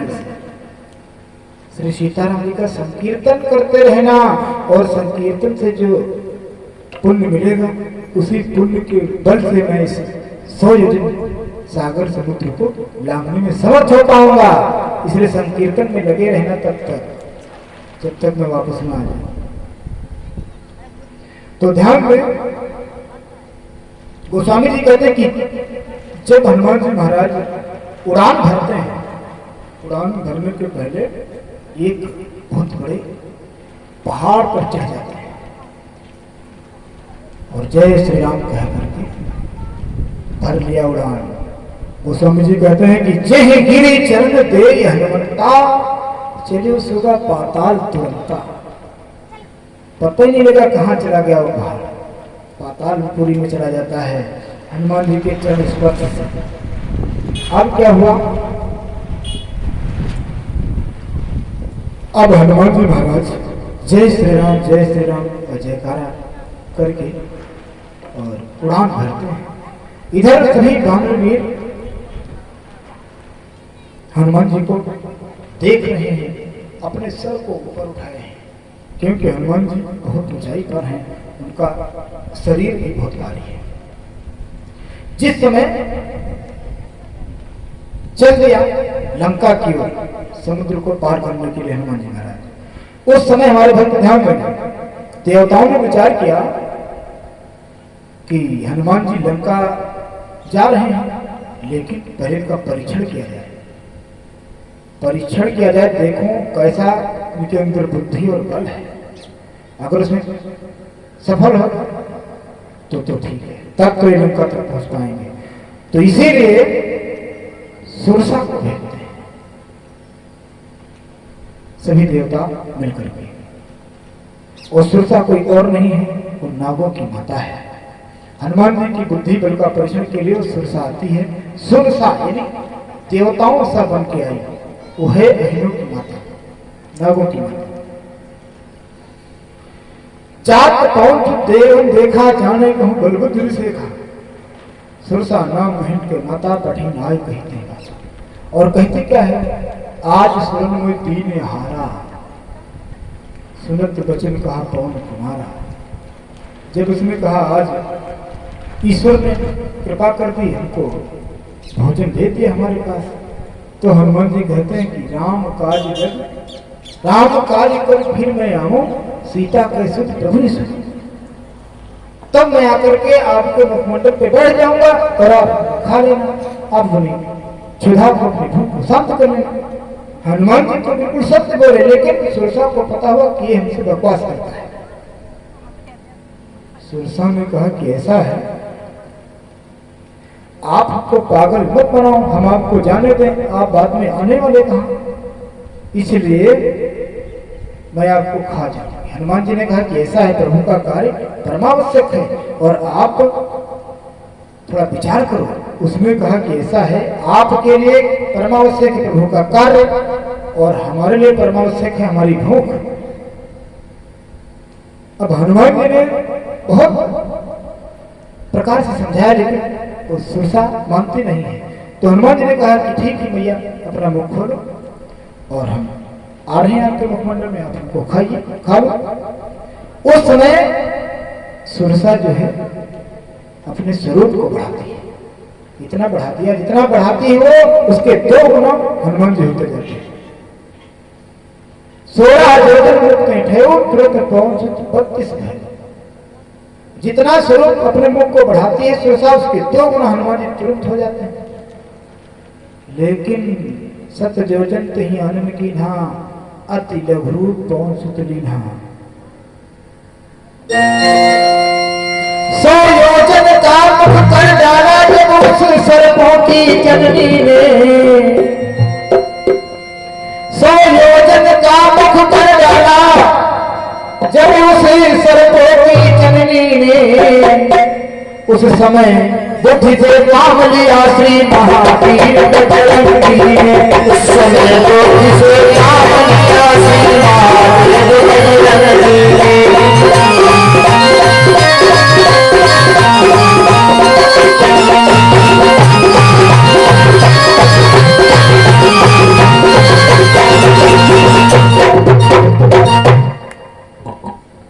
इस प्रकार से जब वो सुरसा 100 योजन का अपना मुखमंडल कर लेती है, उस समय हनुमान जी बुद्धि से काम लेते हैं। तुरंत एक छोटा सा रूप बना लिया और उसके मुखमंडल पर जाके उसकी जीभ पर जाके वापस आ गए, क्योंकि 400 कोस का लंबा चौड़ा मुख जब सुरसा खोल दिया अपना, हनुमान जी गए और तब तक वो बंद करने का प्रयास किया, लेकिन इतना जी कहाँ बंद कर ले। जब तक बंद करने का विचार किया तब तक हनुमान जी जाकर वापस आ गए। अब हनुमान जी ने कहा कि लो माता, तुम्हारा कहा हमने कर दिया, तुम्हारे मुख के अंदर से वापस आ गए। अब सुरसा बनी, अब वही सुरसा सुरसानी देवताओं जैसे होंगे। और कहने लगे कि हम कोई और नहीं, देवताओं के कहने पर आई थी और नागों की मां हूं, आपकी बुद्धि बल का परीक्षण करने आई थी, लेकिन आप उसमें उत्तीर्ण हुए और अब आप जाइए, आगे बढ़िए, प्रभु का गुणगान करिए और प्रभु का कार्य करिए। आपके हाथों से प्रभु का कार्य होगा। अब जब हनुमान जी आगे बढ़ते हैं, फिर क्या हुआ? फिर उनको सिंहिका राशि मिलती। सिंहिका राशि जो थी उसके अंदर इतना, उसके पास बहुत बड़ा बल था कि वो माया की राशि थी। जो भी गुजरता था उसके मार्ग से तो जल में जो है परछाई को देख करके उसको पकड़ लेती थी। परछाई को जैसे पकड़ती थी तो जाने वाला तुरंत रुक जाता था, उसकी गति रुक जाती थी। अब हनुमान जी जा रहे थे, पानी में तुरंत परछाई पकड़ लिया उस सिंहिका राशि। अब हनुमान जी की गति रुक गई। हनुमान जी विचार करते हैं कि अरे ये कौन है मायावी, ये कैसा प्रभाव है कि मेरी गति को अवरुद्ध कर दिया है। बाद में पता चला कि ये तो राशि है। अब उसने क्या किया? सुरसा तो कह रही थी कि हम आपको खा जाऊंगी, लेकिन सिंहिका कुछ कहती नहीं है। और तुरंत परछाई को अपने पास लाती है और हनुमान जी आ गए पास, अपने मुखमंडल में तुरंत अंदर कर लेते हैं। हनुमान जी क्या करते हैं? जय श्री राम कह करके अपने गदा की नोक उसके सिर में मारते हैं और निकल जाते हैं। इस प्रकार से सिंहिका का भी अंत होता है। फिर और आगे बढ़े, आगे बढ़ के क्या हुआ कि हाँ, समुद्र का पार कर गए। अब देखते हैं कि लंका के गेट पर लंकिनी है, बहुत विकराल रूप बनाएगी। और हनुमान जी विचार करते हैं कि छोटा सा रूप बना के निकल जाए, इसे कौन बकवास करे और अपना समय नष्ट कौन करे। अब यहां पर ध्यान दें, सुरसा, सिंहिका और लंकिनी, ये कौन है? ये कौन है? ये जो है काम, क्रोध, मद, ये तीन समझ लीजिए, या सतोगुण, रजोगुण और तमोगुण समझ लीजिए। आध्यात्मिक अर्थ इसका मां जानकी है भक्ति स्वरूप है और प्रभु के परम उपासक हैं, परम भक्त हैं हनुमान जी महाराज। लेकिन प्रभु के भक्त तो हैं, लेकिन भक्ति का दीदार अभी हनुमान जी को नहीं हुआ है, भक्ति प्राप्त नहीं हुई, भक्ति का आशीर्वाद नहीं मिला हनुमान जी को भी, वो अधूरे हैं अभी। तो ये सतोगुण, रजोगुण और तमोगुण, इन दोनों तीनों से जब पार होंगे आप, तो सतोगुण पहुंचेंगे, तब आपको भक्ति का दर्शन होगा। निकाम, क्रोध, मद, लोभ जो भी इनसे जब आप क्रॉस कर जाएंगे इनको, तभी आपको भक्ति मिलेगी। और भक्ति का मार्ग कठिन भी है, इतना सरल मत समझ लेना। ज्ञान का मार्ग तो कठिन है, लेकिन भक्ति का भी मार्ग इतना सरल नहीं है। बाधाएं आती हैं भक्ति को प्राप्त करने। अब जब आप आगे बढ़ेंगे तो आपके मार्ग में बाधाएं आएंगी। तो हनुमान जी भक्ति को प्राप्त करने के लिए आगे बढ़े हैं, तो उनके मार्ग में कितनी बड़ी बड़ी बाधाएं हैं। सुरसा, सिंहिका और फिर लंकिनी। अब लंकिनी से विचार हनुमान जी करते हैं कि कौन इससे बकवास करे, अपना समय नष्ट करे, छोटा सा रूप बनाए और सोच रहे हैं कि हम तुरंत निकल जाए। लेकिन वो लंकिनी हर वक्त उसका पहरा था लंका के गेट पर। अब उसने लिया देख लिया तो अपना चरण उठाती है पैर और हनुमान जी के ऊपर रखती है, लेकिन हनुमान जी बच जाते हैं। हनुमान जी को मार सकता है। तब हनुमान जी विचार करते हैं कि अरे हमने सोचा था कि कौन अपना समय नष्ट करे, इस स्त्री से विवाद कौन करे, लेकिन आपने तो अनर्थ कर दिया। अपने स्वरूप को हनुमान जी महाराज बढ़ाते हैं, लंकिनी से कई गुना ज्यादा बढ़ा देते हैं। और हनुमान जी क्या करते हैं? मुठिका एक महाकपिहनी रुधिर बमत धरनी धन। हनुमान जी ने जय श्री राम कह करके एक मुष्टि का प्रहार किया, उस लंकिनी का मुखमंडल बिगड़ गया। और जब बिगड़ गया तो कहती है कि अरे हमने पहचान लिया, जान लिया। हनुमान जी ने कहा क्या जान लिया? वो कहती कि जिसमें ब्रह्मा जी ने लंका के राजा रावण को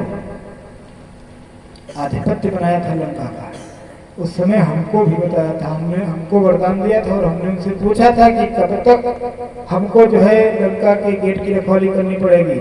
तो ब्रह्मा जी ने कहा था कि जिस क्षण तू एक बानर से परास्त होगी, समझ लेना कि लंका के राक्षसों का अंत होने वाला है। तो कहते हैं कि आज हमको प्रभु के भक्त का दर्शन हो गया, इसलिए तात मोर अति पुण्य बहुता देखो मेल राम कर देता। तात स्वर्ग अपवर्ग सुख धरिए तुलाए कुंग तूल नताई सकल मिल जो सुख लो सत्संग। और कहती ही वो कि ऐसा है, अब तो मेरा समय पूरा हुआ। और हनुमान जी को प्रणाम करके वो लंका भी चली जाती है, उसका हो गया उद्धार। और हनुमान जी से कहती कि तुम निडर होकर के प्रभु को अपने हृदय में धारण करके प्रभु के कार्य करो, आप निडर हो जाइए, कोई नहीं रोकने वाला है आपको। प्रविश नगर की जय सब काजा हृदय राग कौशल। क्योंकि जब प्रभु का स्मरण करेंगे तो प्रभु की कृपा हो जाएगी, और प्रभु की कृपा से करो सवेर वेद सुनता ही राम कृपा कर चितवा जाए। बड़े से बड़ा कार्य आपको छोटा दिखाई देगा, क्योंकि प्रभु की कृपा आपके ऊपर है। अब हनुमान जी तुरंत लंका में प्रवेश करते हैं, छोटा सा रूप बना करके। मंदिर मंदिर प्रत्येक शोधा देखिए, जहां तहां अगणित योद्धा। ध्यान दें कि हनुमान जी महाराज मंदिर मंदिर में क्यों देख रहे हैं? मंदिर मंदिर में हनुमान जी महाराज इसलिए देख रहे हैं, हर जगह शोधन किया, देख रहे कि रावण के यहाँ कितनी व्यवस्था है, कहां पर कितना हथियार है। हनुमान जी रुद्रावतार हैं, कोई साधारण नहीं, उनको सब पता है क्या होगा आगे, इसलिए सोच रहे कि देखें इसके पास कितना हथियार है, कितनी व्यवस्था है। इसलिए मंदिर मंदिर प्रतिकर शोधा और देखे जहां कहां अगणित योद्धा। फिर आगे बढ़ते हैं, गयो दशांग मंदिर में। जब रावण के भवन में प्रवेश करते हैं तो बड़ी अद्भुत विचित्र उसकी महिमा है, क्योंकि रावण का भवन है। अब आगे बढ़ते जा रहे हैं इसी तरह, और बढ़ते गए, इसको खोज करना चाहते हैं, उसका दीदार अभी नहीं हो पाया। रावण मंदोदरी को देखा तो हनुमान जी विचार करते हैं कि ये तो सीता जी हो नहीं सकती, क्योंकि रावण के पास इतना पावर नहीं है कि वो अपने भवन के अंदर मां जानकी को ले आएगा। उस समय हनुमान जी महाराज और आगे बढ़ते जा रहे हैं, लेकिन मां जानकी का कहीं पता उनको नहीं मिल पा रहा है। उनके नेत्र मां जानकी को देखने के लिए तत्पर है, लेकिन मां जानकी भी उनको दिखाई नहीं दे रही है। उस समय कवि का क्या कथन है, हनुमान जी पूरी लंका को छानबीन डालते हैं, लेकिन नहीं मिल पा रही मां जानकी। तो क्या कवि का कथन है कि चप्पा चप्पा कोना कोना, चप्पा चप्पा कोना कोना, छाना राक्षस की नगरी का। चप्पा कोना कोना, आया राक्षस की नगरी का।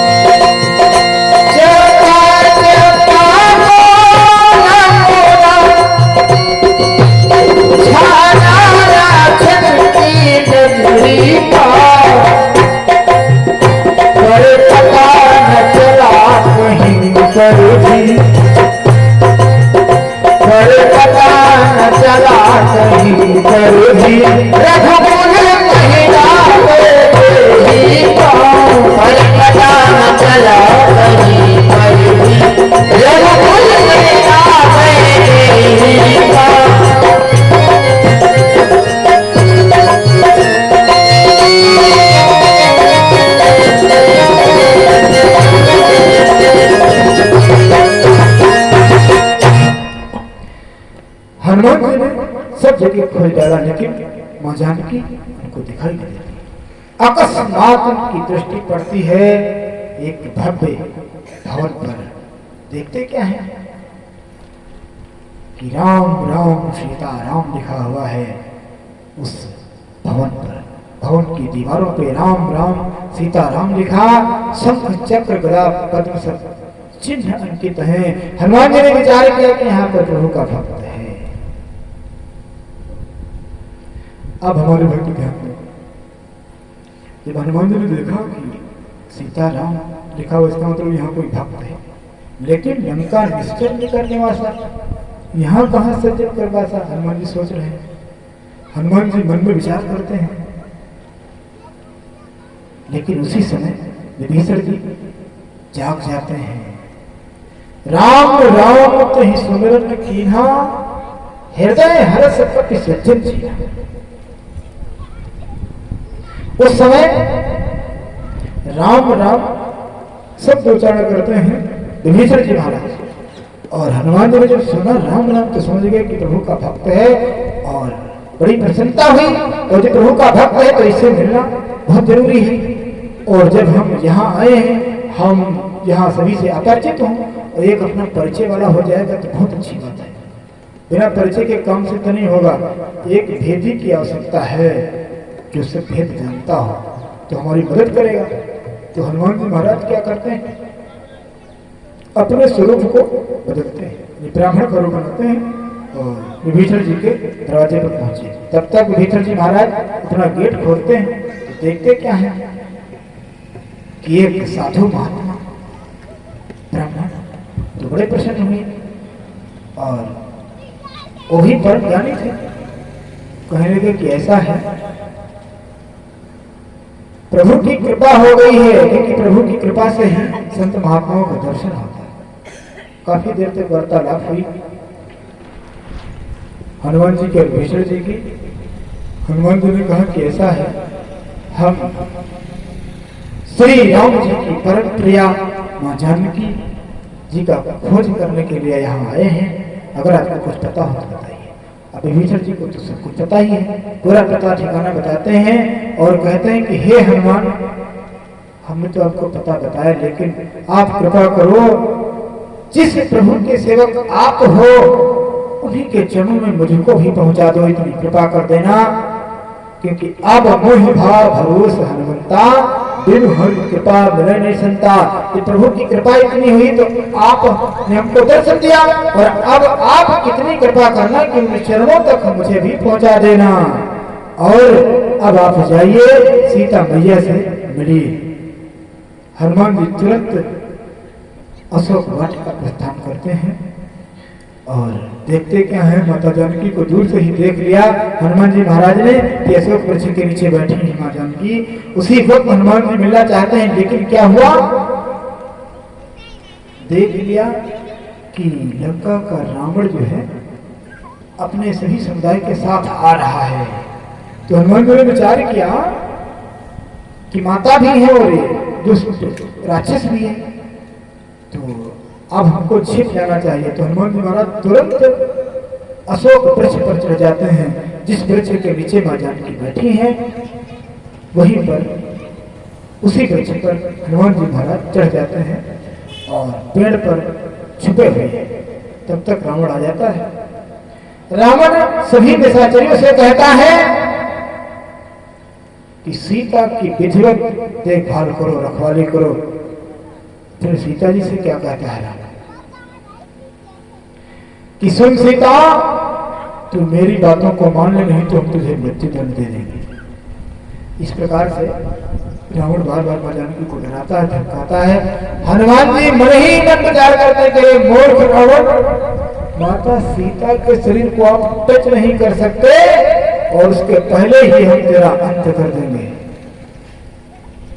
लेकिन मां जानकी से जो कहता है, मां जानकी तिरस्कार करती जाती है उसके प्रत्येक बात को, और उसको आता है क्रोध, निकालता है तलवार। उसी क्षण प्रभु की कृपा से मंदोदरी ने पीछे से हाथ पकड़ लिया रावण का और कहा कि अरे स्वामी, ये अनुचित है किसी अबला पर इस प्रकार से प्रहार करना।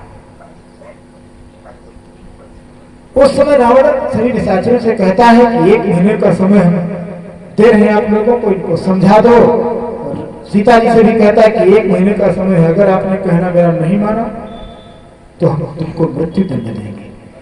और सभी निशाचरों से कहता है कि इनको खूब सताओ, जब तक मेरी बात को मानने के लिए तैयार न हो तब तक इनको सताते रहो। ऐसा कह करके राम चला जाता है। उसी सभी निश्चरियों पर एक त्रिजटा नाम की राशि थी, जो प्रभु की परम उपासक थी। त्रिजटा नाम राशि एक रामचरण रत निपुण विवेका, प्रभु के चरणों में जिसका प्रेम था वो है त्रिजटा नाम की एक राशि, प्रभु की उपासिका है। और क्या करती है? प्रभु की कृपा देखो, सपनों देव सुनाई से सपना और सीते ही से करो ही तपना। कहती क्या है कि हमने सपना में देखा है, और ध्यान देकर सुनो और सतर्क रहो। सपने बानर लंका जारी, जात धाम सेना सब मारी। हमने देखा है कि एक छोटा सा बानर आया है और राक्षस की संपूर्ण सेना को भी मार दिया और पूरी लंका को जला दिया। मुंडित सिर खंडित भुजबीसा, रावण को हमने देखा है कि उसके 20 भुजाएं कटी, 10 सिर को कटा हुआ देखा हमने, और 10 सिर को जो है मुंडन किया हुआ देखा। फिर क्या देखा? यही विधि सो दक्षिण दिशा जाई, दक्षिण दिशा को एक गधा पर सवार होकर के हमने जाते देखा है। ये बहुत ही अशुभकारी स्वप्न है। ऐसा सपना जब कोई व्यक्ति देखता है तो समझ लीजिए जिस व्यक्ति को देखता है बस 1 हफ्ता से ज्यादा नहीं बीत सकता है, उसका मृत्यु निश्चित है। अभी नहीं कि आज देखो जाकर कुछ दिनों के बाद जब देखना तो ये समझिए कि बिल्कुल सत्य है, उसकी मृत्यु होने वाली है। ये सपना सुनाते हैं सभी निश्चरियों को, कहते हैं कि सावधान हो जाओ और मां जानकी को सताओ नहीं, ये जगत जननी है, प्रभु की परम प्रिया है, उनके चरणों की सेवा करो। अगर सताओगे तो बहुत बुरा अंजाम होगा इसका, क्योंकि प्रभु आने वाले हैं। त्रिजटा बहुत बुद्धिमान थे, उसको सब कुछ पता था, इसलिए बार बार सभी को समझाती है और सभी निश्चरियां चली जाती हैं। त्रिजटा और मां जानकी का थोड़ी देर तक संवाद चलता है। माता जानकी ने कहा कि ऐसा है,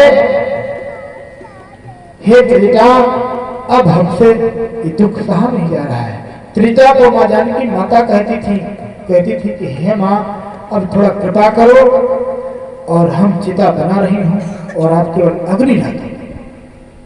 उस समय त्रिजटा ने कहा कि ऐसा है, रात अधिक हो गई है, अग्नि मिल नहीं पाएगी, और ऐसी इस प्रकार से बातचीत करके त्रिजटा भी अपने घर चली जाती है। उस समय माता जानकी बहुत दुखी हो रही है, क्योंकि कहती कि आज ये तो विधि प्रतिकूल होगा हमारे, और न तो अग्नि मिलेगी न तो हमारी मृत्यु होगी, और ये ऐसा अन्य पीड़ा हमको सहनी पड़ेगी, क्या करूं मैं। उस समय हमारे भक्त ध्यान में बहुत ही मां जानकी को दुख हो रहा है। उसी बीच में हनुमान जी महाराज विचार करते हैं कि माता जानकी चिता बनाए हैं लकड़ियों की, कहीं ऐसा न हो इनके सत्य से अग्नि प्रकट हो जाए और गड़बड़ हो जाए, उसके बाद फिर हमारा प्रकट होने से क्या मतलब है। इसलिए हनुमान जी महाराज विचार करते हैं, तुरंत ही उसी वक्त प्रभु की महिमा का, प्रभु के नाम का गुणगान करने लगे और उस मुद्रिका को गिरा देते हैं। जिसमें मुद्रिका गिराते हैं हनुमान जी महाराज, माता जानकी तोड़कर उठाती हैं। उन्होंने विचार किया क्या अशोक ने अंगारा प्रदान कर दिया हमको, कृपा की, क्योंकि मोड़ी मुद्री वो बहुत चमकती थी, और जब उठाया हाथ में लिया तुरंत पहचान लिया कि तो प्रभु की अंगूठी है, जो हमने केवल को उतराई देने के लिए प्रभु को दिया था, ये वही अंगूठी है। और आज हमारे पास कैसे आई? क्योंकि उनके पास कोई दिखाई दे नहीं रहा था। हनुमान जी अशोक वृक्ष में पत्तों में छिपे बैठे थे, अब गुणगान करने लगे श्री सीताराम जी का। सुनती जा रही मां जानकी और कहती है कि ये अंगूठी लाया कौन। मन में बार बार उनके सोच हो रहा है। बोले श्री राजा रामचंद्र जी महाराज की जय। जिसने अंगूठी को देखा तो क्या कहते हैं माता जानकी, हमारे भक्त ध्यान देंगे।